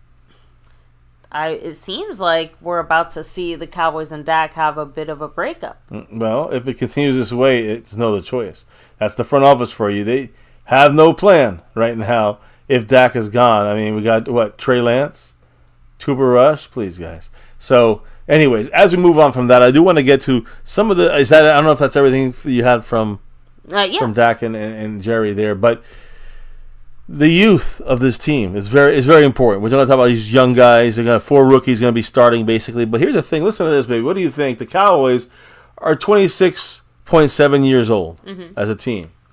That is basically the 13th oldest team in the NFL. So we're a little bit above average on the older list there. Over a little older than the average team out there. Any thoughts on that? Just that we're moving. We have still enough veterans here. I'm guessing that the thing is that a lot of the veterans that we have are definitely on the older side. So they also skew that number, I think, and, have their thumb a little heavier on the scale, so to speak. I hear you. Well, let's talk about some numbers. Want some numbers? Cowboys going to have some of these numbers staying the same, some of these numbers changing. So right now, Kalen Carson, you see number 41, no more. He's got an iconic number 21, Neon Deion Sanders. And other greats too, but the point is defensive back, cornerback. Kalen Carson, number 21 is Deion Sanders, a cornerback for the Cowboys. Again, wearing a legendary number there. He's going to be starting in this game against the Browns, wearing number 21. So let's hope. And you see him on my thumbnail. I mean, take a look. That's him right there, Kalen Carson, number 21. He's not wearing 41. He's ready to start week 1 against the Browns. Yeah, so he's definitely not Zeke. Yeah, he's not Zeke or Stephon Gilmore. So we'll see. Guys, buckle up as he's the seatbelt, right? Let's hope so. And you can see there, again, Nate Thomas, he's 62. He was, he's out for the year with on injured reserve. Rodgers, number 96, he's cut from the team. He's with the Cincinnati Bengals, unfortunately. But Ryan Flournoy, wide receiver, a great, once he came back from the injury early in camp, he was really great in camp, great in preseason. He switched his number to number 80. So he went from 18 to 80 right now, as you can't see there. But anyways, he had worn 18 at this point here. And when you look at all the number changes right now, here they are. Kalen Carson's 21. We have the, let me see here. I'm going to look at our Ryan Flournoy at number 80. Another guy who is a rookie, undrafted, is Brevin Spanford. He moved from the 40-somethings to 89. So he's got Peyton Hendershot's number, Spanford. And those are the three guys that are on the 53 that switched their numbers. Now we got practice squad guys that have new numbers or switched numbers. Amani Oruware, which is the new practice squad guy, number 27. We got Amani Johnson, number 33, undrafted rookie. We got Nick Vigil, number 41. We got Darius Harris, who's wearing number 47. We got Carl Lawson, who was wearing 72, now wearing 55. That should stand out. Carl Lawson, pass rushing. But right now he's practice squad. You're going to have Princeton Fant wearing number 85. He switched his number. You got Phil Hoskins, the new another new practice squatter, wearing number 96. As we said already, he's taking Justin Rogers' number. Mm-hmm. And as we said, number 20 is, of course, Dalvin Cook. And so now whenever you drop a $20 holler, it's a Dalvin Cook holler now. It's not a Pollard holler. It's a Cook holler right now. So just want to make sure we got our numbers right. Now, there is the power rankings. You know we say here, right? We'll have to say, let them cook. Yeah, let them cook with the $20 holler. But what about the power rankings? When it comes to the power rankings, what do we say here? Fuck the power rankings. Fuck the power rankings. Always. So I want to bring up quickly what the rest of the media of the world thinks about the Cowboys, all right? NFL.com puts us 10th. ESPN at 6th. USA Today at 18th. Yahoo at 5th best team in the NFL. CBS Sports 10th. The Athletic 7th. Sports Illustrated 11th. PFT, Pro Football Talk, puts the Cowboys at 19th in the NFL. That's pretty low there for the Cowboys. That'd be two. So 2 out of like the 10 put us pretty bad, and most of them put us around 10 to 12 in the NFL. Whatever. Who cares? The only thing that matters is who wins the Super Bowl. Now, I do want to say something else here about the schedule, baby, real quick. You might want to know here. Take note. Look at our schedule here on the screen. And we have our uniform schedule real quick. That first game against Cleveland, we're going to wear our white jerseys. Week 2 against the Saints, white jerseys. Same thing against the Ravens. We're going to wear our Arctic white. That's our color rush. There, week 4 on Thursday night against the Giants. So, Giants, Cowboys. I think they're wearing their throwbacks. I'm not sure. Are they wearing the throwbacks that game? I'm not sure. But either way, I think they might be wearing the throwbacks on November 28th. But the Giants are going on September 26th. We're wearing our color rush Arctic white jerseys. Against Pittsburgh, wearing our regular white jerseys. We're wearing our navy blue jerseys against Detroit. Bye week. Then we get our primary whites again against the San Francisco Niners. Yeah. Same white jersey against the Falcons. Same white jersey against the Eagles. Then we got the Houston Texans getting the white jerseys as well. Still with the white jersey with Washington there. Then on Thanksgiving, we wear our throwback jerseys. I think the Giants wear their 1920 jerseys and uniforms. That's going to be an interesting game to watch uniform-wise. Cincinnati versus the Cowboys, we're wearing our icy whites on there. I love the color rush, guys. The Arctic white, all white there. So again, we got 2 weeks we're going to be wearing the all white Arctic colors, which I like personally. Week 4 against the Giants, and then whatever that is there, Monday night against the Bengals. Then we get the Carolina Panthers. We'll be wearing our navy blue jerseys that week. Tampa Bay, we're wearing our whites. The Eagles are wearing our whites. And the last game of the year, Washington Cowboys, navy blues right there. So when you look, we're wearing our Arctic color rush twice this year. We're wearing our throwback, of course, on Thanksgiving, only once. Then our navy blues, guys. I mean, we're wearing them at the end of the year twice a lot. We really don't wear them much this year. I think we wear it only 3 times this year, which leaves us, I think, 11 primary white, our regular white jerseys. About 11 out of our 17 games. So, hip, hip, hooray. Yep. No offense. Boring. Sorry, guys.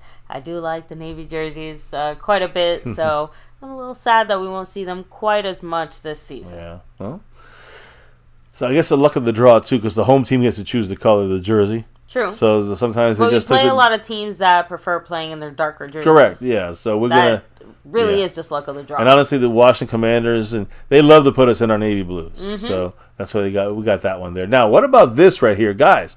The week 1, and I'm going to stress this, unofficial Depth chart. A lot of names here. Let me just give you a quick roundabout what the highlights on this depth chart looks like here. First off, Tyler Guyton and Cooper Beebe. Both of them are starters. Also starters, Maris Leofau is a starter over DeMario and Overshone right now, which I think is mainly two things. Leofau is looking good, Okay. and Overshone is still rehabbing from his injury. They want to take him a little slower, right? So not a bad thing yet. But that's going to be subject to change. It's great news, though, that Leofau is already able to be with that first squad. Yeah, so that's a great news there. Eric Kendricks is the middle linebacker. So, no surprise. But Buddy Johnson is the backup. So the backup right now is Buddy Johnson, who barely made the 53 in a way, right? So kind of surprise guy, number 53. He is the backup right now to Eric Kendricks as the middle linebacker. So he has to know the plays and everything, Buddy Johnson, an undrafted rookie. Now, I will say the kick returner, of course, we have Cavante Turpin, and then the backup is Rico Dowdle, not Deuce Vaughn. So Rico Dowdle is getting the kickoff return duties. I'm not that surprised. Punt return, though, Deuce Vaughn. Just want to let you know. So Deuce Vaughn is the third-string kick returner, by the way. No surprises here. Jalen Tolbert, our number 3 receiver. Now, CeeDee Lamb is back on the list because he was taken off the exemption list. So he's, of course, our number 1. Number 2 is Brandon Cooks. Number 3, our third receiver, is Jalen Tolbert. No surprise there. Starting defensive edge rushers, DeMarcus Lawrence, Micah Parsons. Now, you want to take a look at something. Chauncey Golston, number 99, is a defensive edge rusher now instead of defensive tackle. But he can move inside when he's needed. He's kind of the knocks Fehoko off this team easily. So, again, that's the Chauncey Golston difference there. You get him outside right now, but he can play inside if needed. And you got good inside players right now. Linville Joseph and Jordan Phillips, 2 veteran guys. And Tyrus Sweet, what's his name? Tyrus Sweet right now would be the backup to the second stringer if for some reason Chauncey Golston has to go inside. We got Calvin Richard. Much love to the man Calvin Richard, dropping that 5 on it. Woo. The $5 holla. I got a couple more notes here to say. I want to first hear what Calvin Richard has to say. He said, Guyton draws the short straw. Here we go. Trial by fire. And again, that's usually the best trial, but when we get to the matchup portion of the stream, you'll see why I have certain concerns about this particular trial by fire because, well, some fires burn hotter than others, don't they? Calvin Richard, much love to the man Calvin Richard. He is one of the top ballers on the board this last 2 weeks. Yeah. And I do agree that it is trial by fire. It's not the ideal situation. Let me stress that. It's not the ideal situation, but it's going to be a very interesting test for him. Now, I'm not saying it's going to be a winning test, but it's going to give him a good idea of where he needs to be at and how far he is from being there. And I'm not saying that's great. And let me be honest, I don't really want to see that happen right now. I don't want to see him have to play an all-star game here against Myles Garrett, who's a dominating pass rusher. Yeah. So that's kind of my unfortunate fear, but I don't mind him getting the work here. The problem I have though is that he is going to be a guy that if he messes it up, it could be Dak's blindside. Yeah. It could be Dak getting blindsided, injured. I mean, knock on wood, nothing happens. But that's my biggest fear. There's more injury than mistakes. Yeah, it has bigger ramifications. Yeah, it's scarier because of being the blind side for Dak Prescott. So there's going to be real trial by fire, and he's going to need. I think the Cowboys should be smart, chip him, get a little help. Whoever the running back is, keep double him sometimes if you have to. Garrett will need every eyeball against. The problem is, guys, and we'll talk about it on our next stream.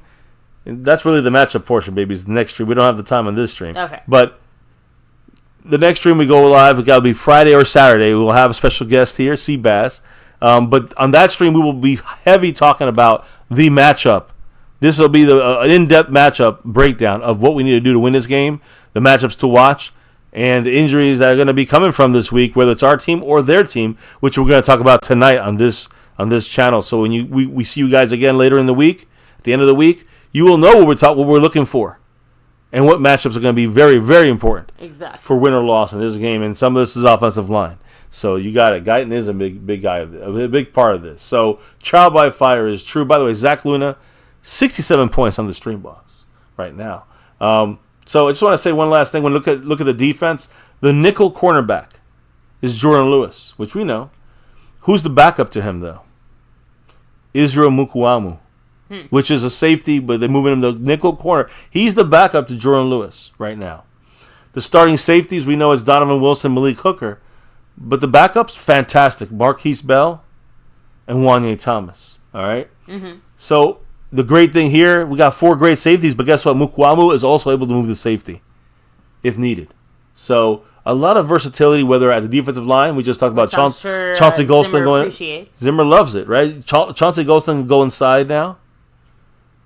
You got interesting Buddy Johnson behind Kendricks, but Liu Fao in front of Overshown for now. And in defensive backs, you have a crop of safeties that can even help at corner, which is a spot where we probably need the most help at right now when it comes to depth at corner without DaRon Bland. With Trayvon Diggs coming back from the injury. Let's just put it that way. So Mukuamu, though, can move to safety if we needed to. That's the important things on this list here. Now, with DaRon Bland being injured, by the way, this was last week. DaRon Bland had his surgery to fix the stress fracture in his left foot on Monday. This is last Monday. Okay. It's a 6 to 8 week recovery period. So from that point, it's been a week, which is good news, I guess. So we're down to 5 to 7 weeks, guys, for DaRon Bland. Now I do want to say one quick thing about Dak Prescott. We talked a little bit about Dak. Listen to this. ESPN asked 103 NFL players, who is the most overrated quarterback in the league? Mm-hmm. And the top names were Josh Allen, number 1. Oh. Jalen Hurts, number 2. Who was tied with Tua, number 3. Tied for 2. Number 3 was Justin Herbert. Number 4, Trevor Lawrence. Number 5, Deshaun Watson, who we're going to see on Sunday. Number 6, Kyler Murray. Also tied for 6, Brock Purdy. You know what's on his list? Dak Prescott. Yeah, not an overrated quarterback. Dak Prescott is either right where he should be or above and beyond expectations. So thoughts about that? Anyone? I mean, it is interesting to see how his fellow, players feel about him. Well, that to me is 103 guys, spoke loud and clear. So when you guys look at again, you're seeing this here, but when you look at the fact that Tyler Guyton is starting at left tackle, the blind side for Dak Prescott. He finished the preseason as the highest graded rookie offensive tackle by the analytical PFF side of things. He had an 80.6 PFF rank, 1 out of 30, by the way, number 1. He was impressive in his last 2 preseason games to earn the starting left tackle job for the Cowboys. Showed plus strength, improved technique compared to his days at Oklahoma. So the Cowboy coaches at the offensive line side doing their job, Solari and the rest of them. So, again, very equally impressive in the run and the pass game and blocking. He earned a 78.3 grade in the run game and 80.0 in the pass game. Tyler Guyton. So very good numbers for him. Again, they're saying basically, losing a guy like Tyron Smith, obviously we know a future Hall of Famer is not easy.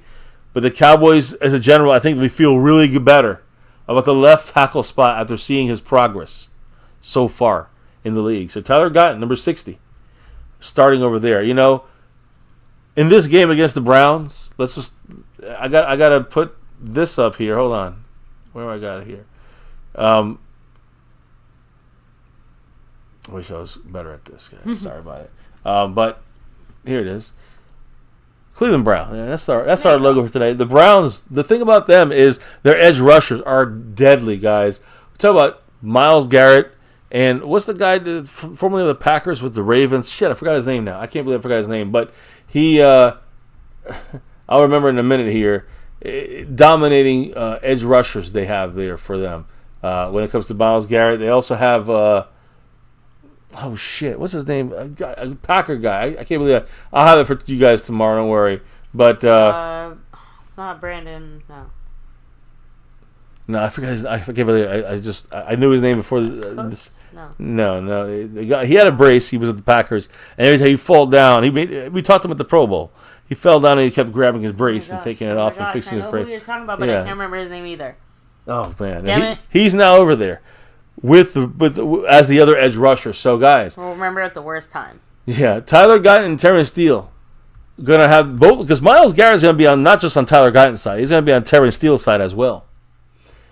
Myles Garrett has had the quickest pass rush get off of any edge rusher with at least 300 pass rushes in 2023 last season. Zadarius Smith. Thank you so much, Seabass. Thank you, Seabass. Zadarius Smith. And thank you, Xavier Hidalgo, because you guys both came through there. Yes. Zadarius Smith, he's a great pass rusher, even at his older age. The point I'm trying to say is that Zadarius Smith on one side is Myles Garrett the other. They're going to have their hands full. I'm saying Terrence Steele and Tyler Guyton. So, Myles Garrett, listen to this, baby. He had the quickest pass rush get off than any edge rusher with at least 300 pass rushes last year. He got off at 0.66 seconds off the line of scrimmage. Cowboys edge, our edge guys, our left tackle, right tackle, whoever's going to be up against Myles Garrett, got to be ready. So the average human blinks. The blink lasts 0.1 seconds. He's getting off the line of scrimmage at 0.66 seconds. Just so you guys know. Now, continuing the injury situation, we'll leave it here real quick. Wanye Thomas has a groin. This was after the last week's practices. And this weekend, we found out that Wanye Thomas still has the groin issue. Backup safety. Mm-hmm. Damone Clark, starting linebacker, has a knee issue. But both are expected to return for to practice and to play week 1 against the Browns. Now, Israel Mukuamu also was absent last week. He's returning back. No concern for Brandon Cooks, also with that sore knee. So everything looking good at the end of last week.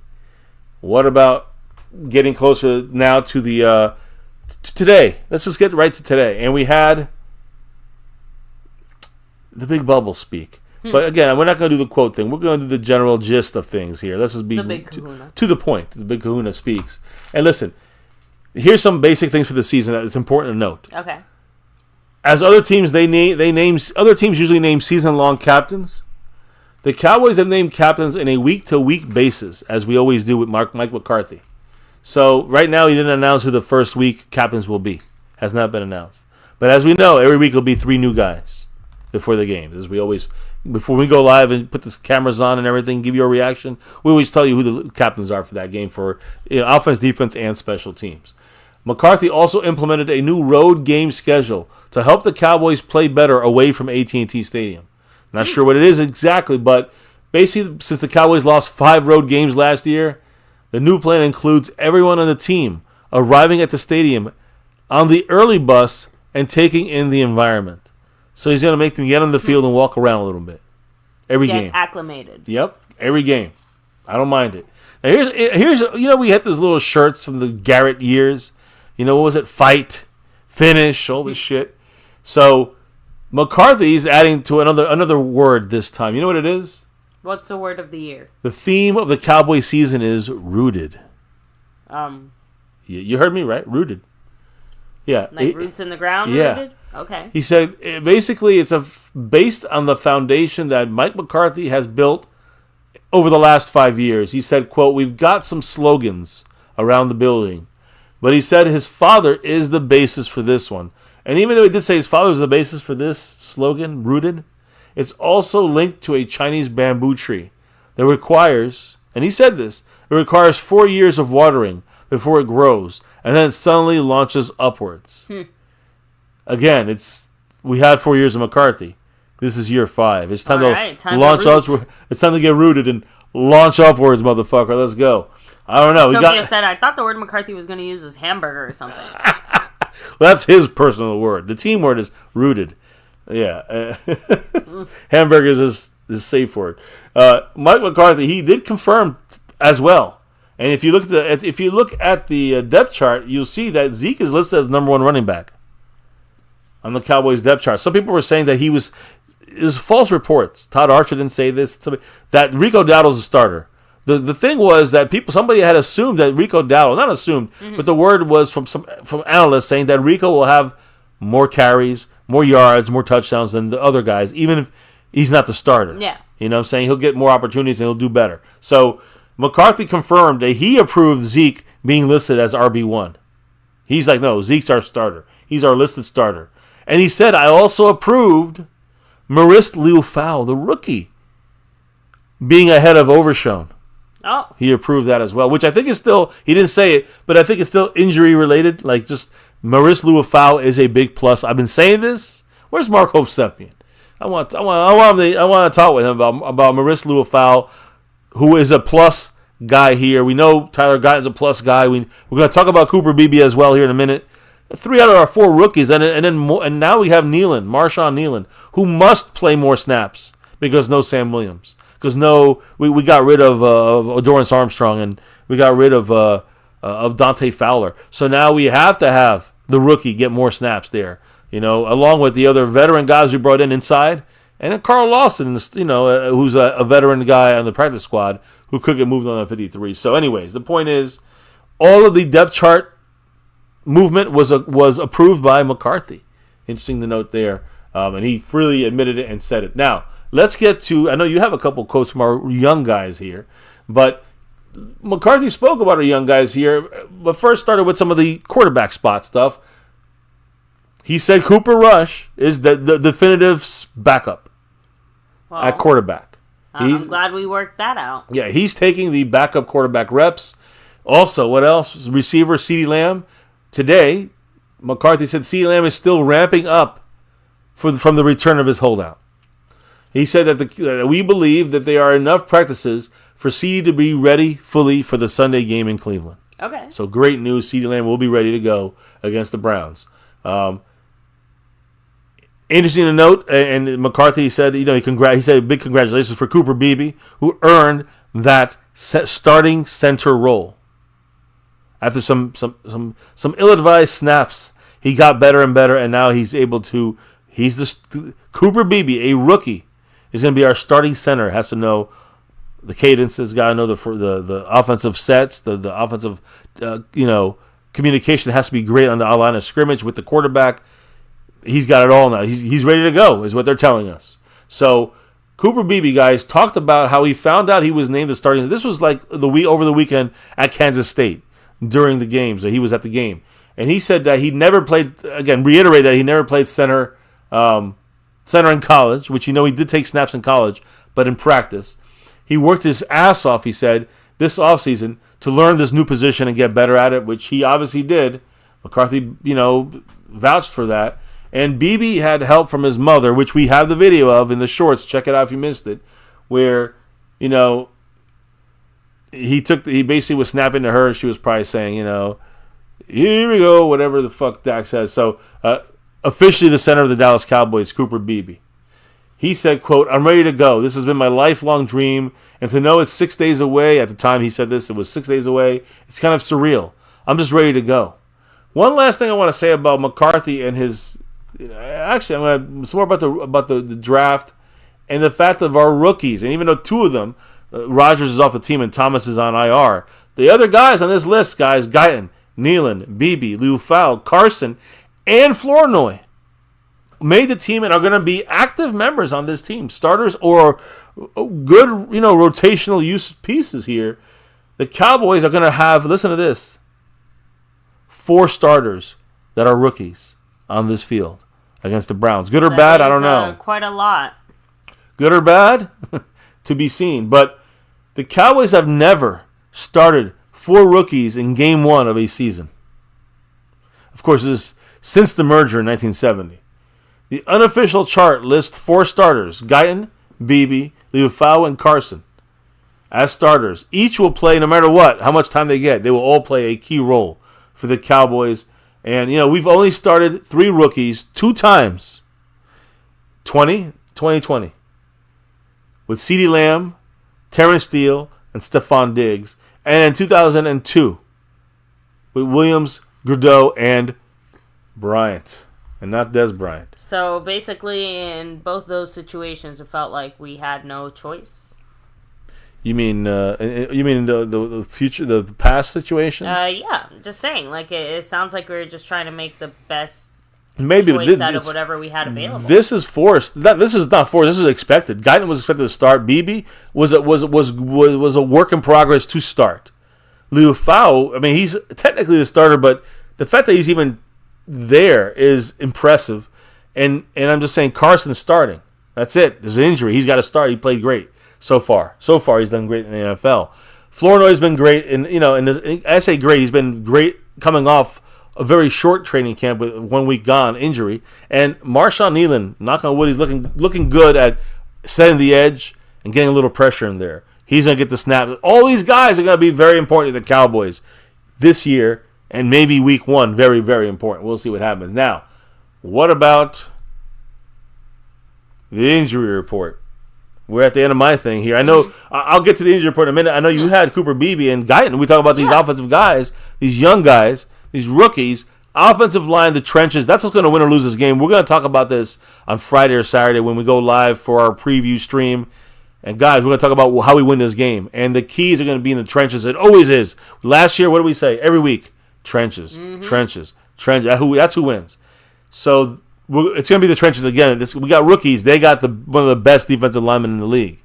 So it's going to be tough for us. But it's possible. And we're going to tell you how. But before we get there, what did Cooper Beebe, Tyler Guyton, and these guys have to say about their upcoming battle against the Browns here? So Cooper Beebe had this to say as far as his first start being against Cleveland. Said, what a great challenge it's going to be. Going into the dog pound and their experienced front, dudes played a lot of ball.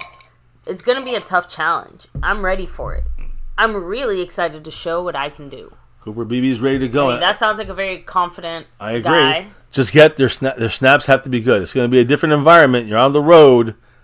You're a rookie. Cooper Beebe, you got to have your head on right for this one.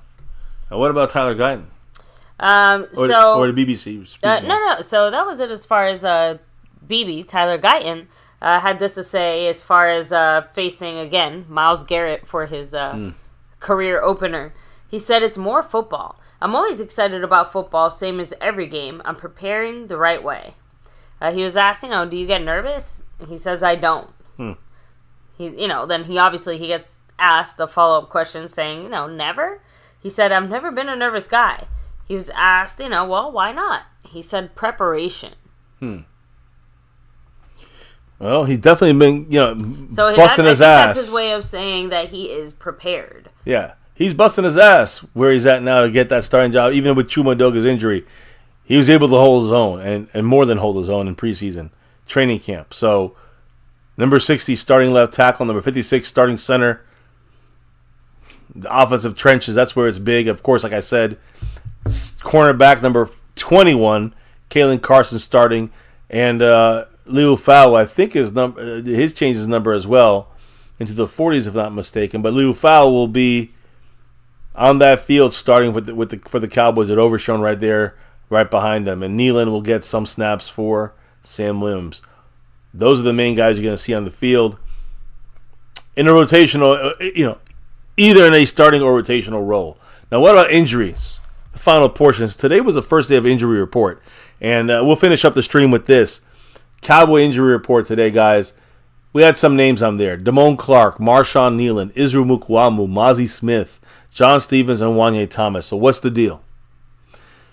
Just so you know, first and foremost, you heard some names not on the list. CeeDee Lamb, Brandon Cooks, not on the injury report. Great news for their availability for the game on Sunday. So they're both a full go for the game. CeeDee Lamb ramping up.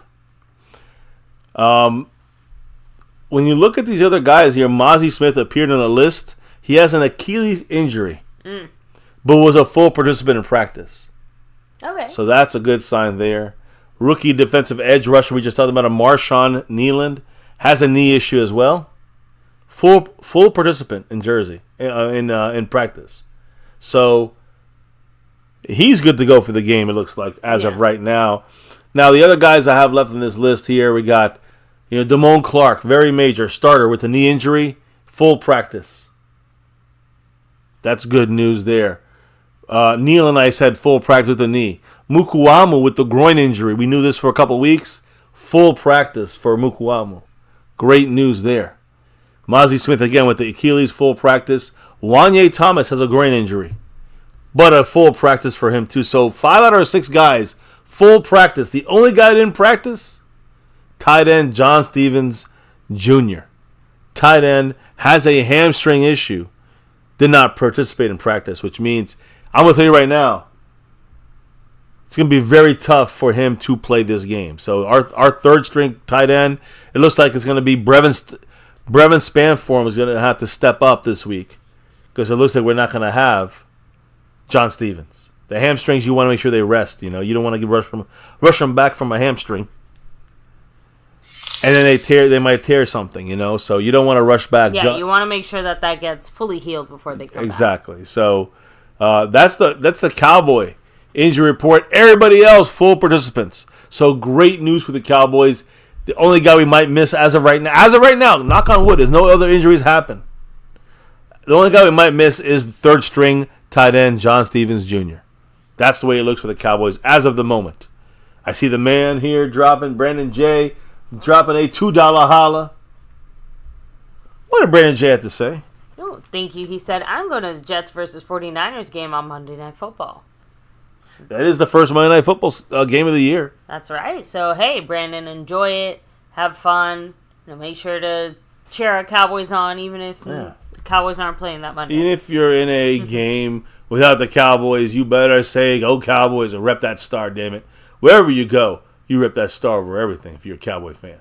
Big shout out to Brandon J. Appreciate you, and go Cowboys. So, finishing up, that's the Cowboy injury side. What about the Cleveland shit Browns?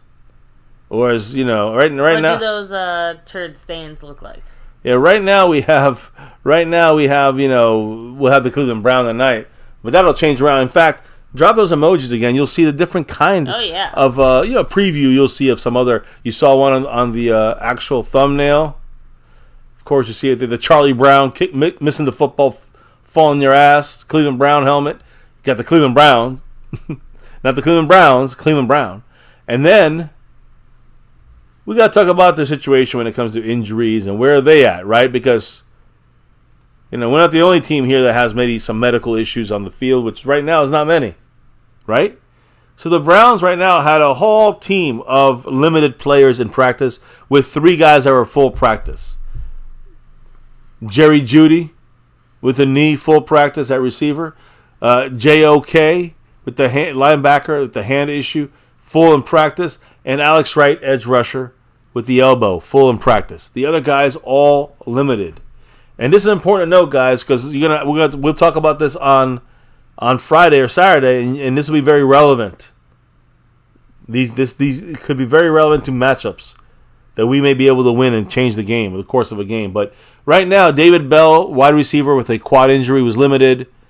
Javion Conklin with the tackle with the knee injury, limited. Jordan Hicks, linebacker with a calf injury, limited. Maurice Hurst, defensive tackle with a hamstring issue.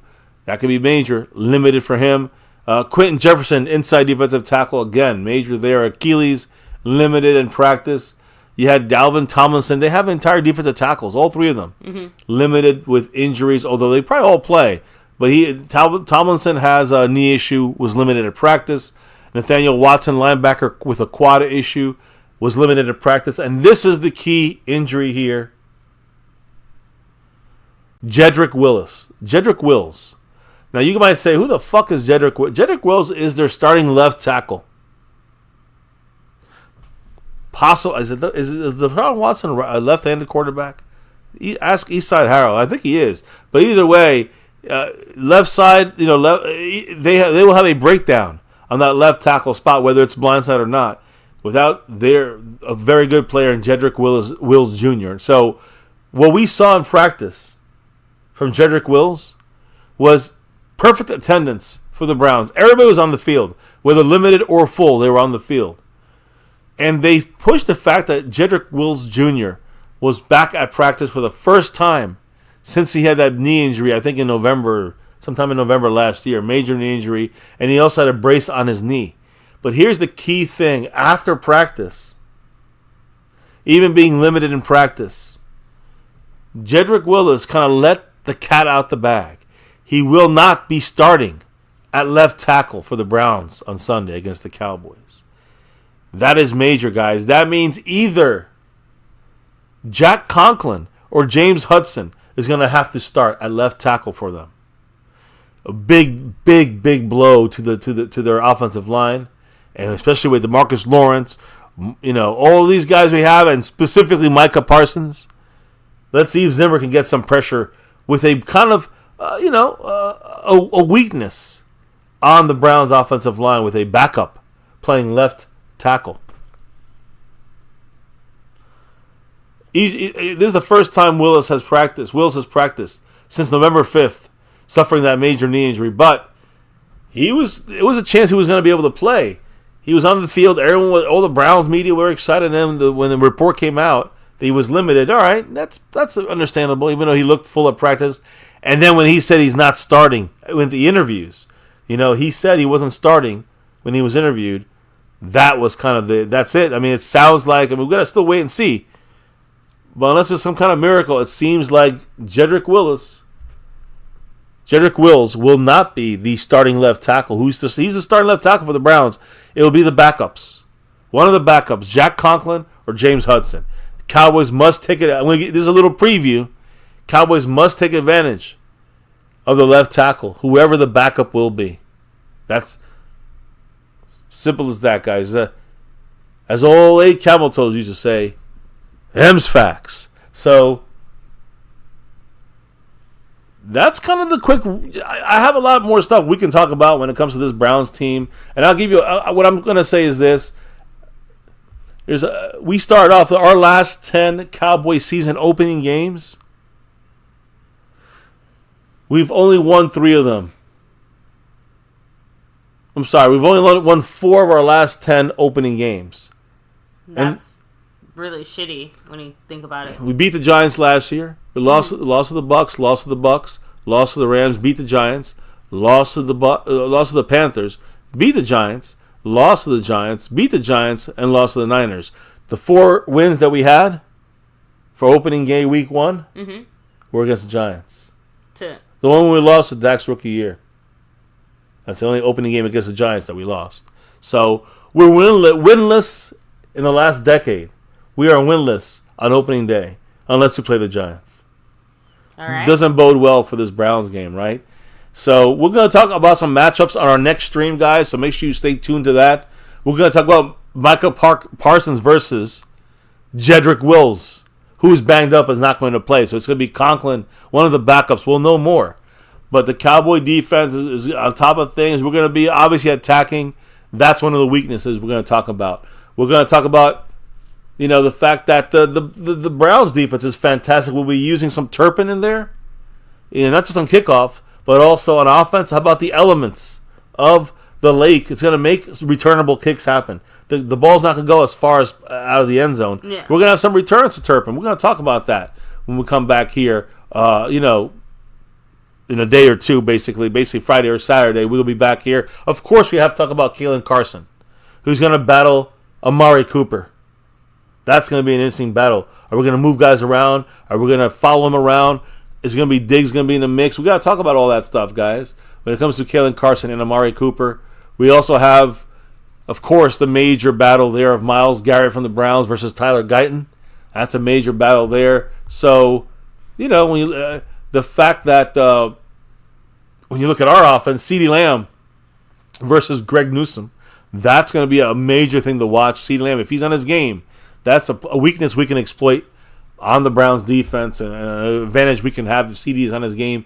And the Cowboy run defense versus the Cleveland Browns running backs, who's been a monstrous, they're a monstrous run game team, the Browns. But no Nick Chubb. As we said this last week, he's on the IR list like Chuma, like the way Deron Bland is, which means he misses the first 4 weeks of the season. Of course, no Nick Chubb for them this time. They're going to have other guys. Jerome Ford, Deontay Foreman, Pierre Strong. We'll talk about this in the next stream. Trust me. I'm ready, guys. Well, I'm ready. We're going to beat these Browns, and I'm going to tell you how. We're going to beat these Cleveland Browns. And we'll talk about the Charlie Browns and all the other Browns, the Brownies, and you see the logos there. You know what's coming. We're going to talk about that and more right around the corner. But I do want to say big shout-outs to everybody in the house tonight, repping the star with us here on a longer stream, but we had a whole week to go over, right? Yeah. So a whole week of goodies here. And this is a 2-hour stream, guys. I mean, that's not even that bad. I got to be honest. Pretty good work here.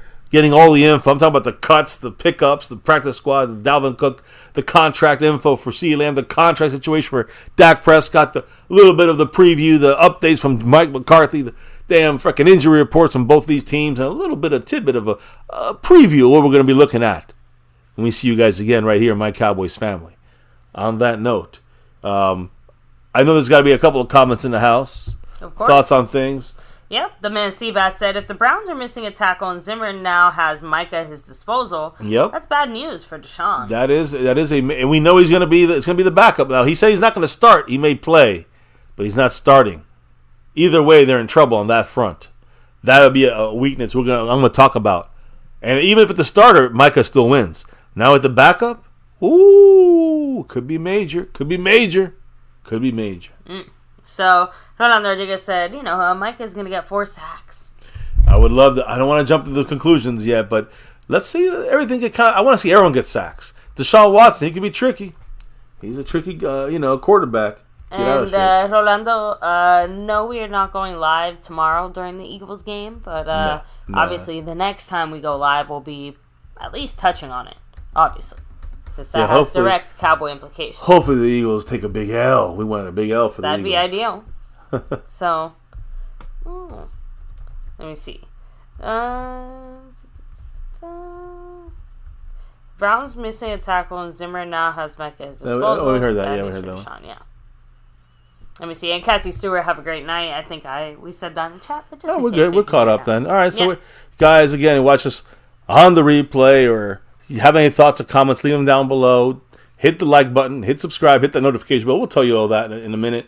I do want to say again, big shout outs to JetLeaf44. Many different reasons for that. Why is that? Because the man is the sponsor of the week. The number one. That's the weekly winner board right there. And he is got himself a bonus raffle entry for the month of August. Big shout outs to JetLeaf44. He's also not just the sponsor of the week of the king. He's not just the sponsor of the week. He's also the king of the Cash App. JetLeaf44 repping it there. He's also the champion of the membership gifting crown. He's got 11 out of the last 13 weeks of domination. And he won it last week at 2 gifted memberships. Mm-hmm. Big shout out to him. Zach Luna, big shout out to you, sir. 65 points on the stream boss. Dakota Shepley, possibly. Now, as far as who's leading the Cash App side this week, it is JetLeaf44. He is the current leader. As far as who's leading the gifting side, look right above. 11-6, close matchup, but touchdown away there. Or 5 away, I guess you could say, for Skeptical Fan, who's in second place, because JetLeaf44 is also in the lead there, trying to go 12 out of 14 weeks of domination. Yeah, champ right now, 11 out of the last 13 weeks. Jet Li is the leader on the overall board, currently edging out Skeptical Fan, trying to go back-to-back like our 90s Cowboys as a sponsor week, trying to go back-to-back as our Cash App King, trying to go back-to-back. And, like I said, 12 out of 14 weeks on the membership gifting board. Big shout-outs to JetLeaf44 as we were getting revved up for week 1 against the Browns. And Zach Luna holding it down with 65 points on the stream boss. If for some reason Jet Li takes it over, that'll be a full takeover. He gets that stream boss. And that'll be a full takeover for week 1 of the Browns game. We'll see what happens.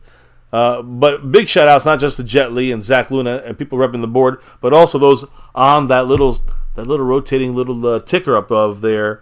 Big shout-outs to Dwayne Broussard with the pre-stream drop. Big shout-outs to Brandon J. Big shout-outs to Calvin Richard here with us. Much love to you, sir.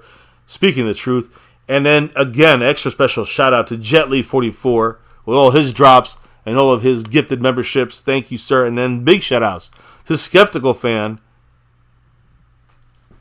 who's not just backing that membership, but also gifted out 5 more memberships as well. So big thank you to everybody in the house dropping it, whether it's the Cash App, the PayPal, through the membership gifting, through membership, just jumping in the membership, thanks button, the Venmo. I just keep going, and of course the super chats and gifting memberships and all that good stuff. Guys, thank you for the love and support when we are live here. And the plan is this, and if nothing, it should not change. Friday or Saturday, one of those days, we will be live to give you the preview of this Browns game. We will also have a special guest here, OE, part of the OE, the over everything level. Seabass. I know he's not in there right now. He's in navy blue, but he's been there. He gets 2 more episodes here with us at the very least. If he jumps in again, he gets another one. So big shout outs to. I can't wait to hear what Mr. Seabass has to say. He'll be on the show with us as well. Preview show, and we'll hear from Seabass on that night, Friday or Saturday night, and then of course Sunday afternoon football. Cameras on here. We'll be live sitting here watching the game with you guys. And let's get that first victory of the season. You know, we're passionate, we're real, and we tell you our thoughts on our Cowboys here. Game day live stream reaction, 2 streams away, right? We got our preview stream coming up next, and then the game day reaction stream. Finish up the week and name some champions, rep some champions, and also have a raffle coming up, probably Sunday if we have time, for the month of August. That's right. So on that note, baby, any last comments from the chat? Do some. We'll do a little, comments with the outro, with the shout outs, I know you said some comments, but let's finish it up real quick. Give the last shout outs, and let's say goodnight after a 2-hour Mr. Seabass is glad to have you back in the States, so to speak. Great. Yeah, I know you gave great effort on his quest out there. Rolando said, MCF, Mike is going to get 4 sacks. I hope. I wish. I'm not crossing my fingers, but I ain't saying that. I got to see it. I can't say it yet. So, let me see. Seabass also said that he has high hopes for Spanford. Yeah, I hope so. How will he be used? Be interesting by the Cowboys. So, we kind of touched on most of the ones before that. So, again, huge shout out to everybody here chilling, hanging with us. Let's say all the shout outs. We're good with the shout outs? Yeah. I mean, we shout out everybody. Seabass, Rolando Rodriguez, Brandon J, Asmodeus, Cassie Stewart, Tokyo, Xavier, Seabass, Big D, Rolando, Calvin Richards, Juan Carlos. Yeah. A skeptical fan, of course. Always staying skeptical. But there you go. Big shout outs. Thank you guys. Can't do this without the family in the house here with us. And as always, before we can drop out of here, and you know how this thing goes here, baby. You got to tell everybody why we do what we do. On the very, very, very least, bi-weekly. Bi-weekly, right? No, that's right. So like twice a week. 2 to 3 times a week at least here on MCF throughout the regular season. I know we have a new schedule. That's the way it's got to be. But, baby, why do we do what we do here on My Cowboys Family? Tell everybody. It's that navy blue, that silver too, and that star over everything. Mr. Seabass, he's back. He's going to be back in that OE very soon. Big shout-outs to Mr. Seabass and everybody else in the house. And no matter what here on this channel, we do it 7 days a week or once a week. No matter what here, win, lose, or draw, good, bad, or ugly, we always rep that star over everything. So much love to everyone in the house. And also big shout-outs to the channel here. Mm-hmm. In our 8th season, 7 full years on YouTube, 8th season of doing this thing here on My Cowboys Family. And so never forget the number one thing here, now, and forever. As always, go Cowboys! Let's get that 6 and beyond. And maybe this is it. Maybe it's not. But to be tougher. Let's get it. Thank you all for dropping your knowledge in the chat all night long. All night. Thank you all for dropping the love from above, especially in the gifting side. Big shout out to Skeptical Fan and the man Jet Lee 44 taking over. And before we can officially, clock out, drop out for the night, relock and reload for the, preview show. The preview, Browns Cowboys Week 1 preview coming up Friday or Saturday night with the man Seabass. Before we can do that, relock and reload there, baby, before we can officially drop out for the night, what do we got to do?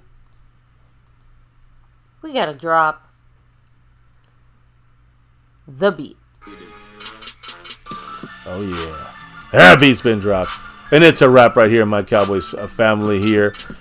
Giving you the lowdown for the last week. We were a little behind, and now we're caught up.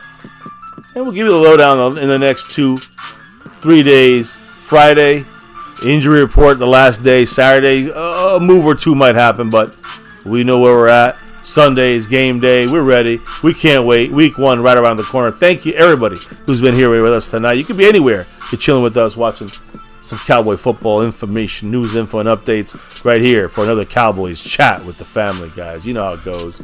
And the Browns are the first team on our target list. Myles Garrett's going to be hitting DAK, but we need a protection 56 in the rest of this offensive line. These rookies. Will we see will Delvin Cook be upgraded to the game day roster? We'll see. But CD will be there. No doubt about that. We're ready to see it. We don't know yet if Dak's going to get paid, but we're going to see this team on that field against the Browns on Sunday. Guys, thank you for being part of the channel, the family here in MCF, where it's about that navy blue, that silver too, and that star over everything. Never ever forget the number one thing right here on My Cowboys Family. Thank you guys, the family, the people watching, making it what it is here at MCF. Don't forget to hit that like button for the stream. Subscribe to the channel. Almost at 40,000 family members here, subscribers. And hit that notification bell to all videos so you know when we're going live, dropping videos, shorts, whatever it may be. Stay safe, everyone. You can follow us on Discord and Twitter at MyCowboysFamily. Stay safe. Much love. We'll see you in the next day or two for that preview stream before game day. Much love. Peace out. And never, ever forget, Go Cowboys! Woo!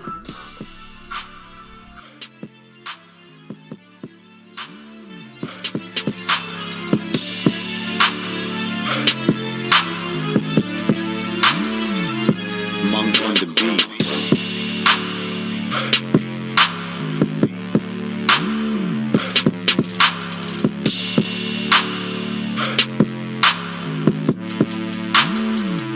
Monk on the beat.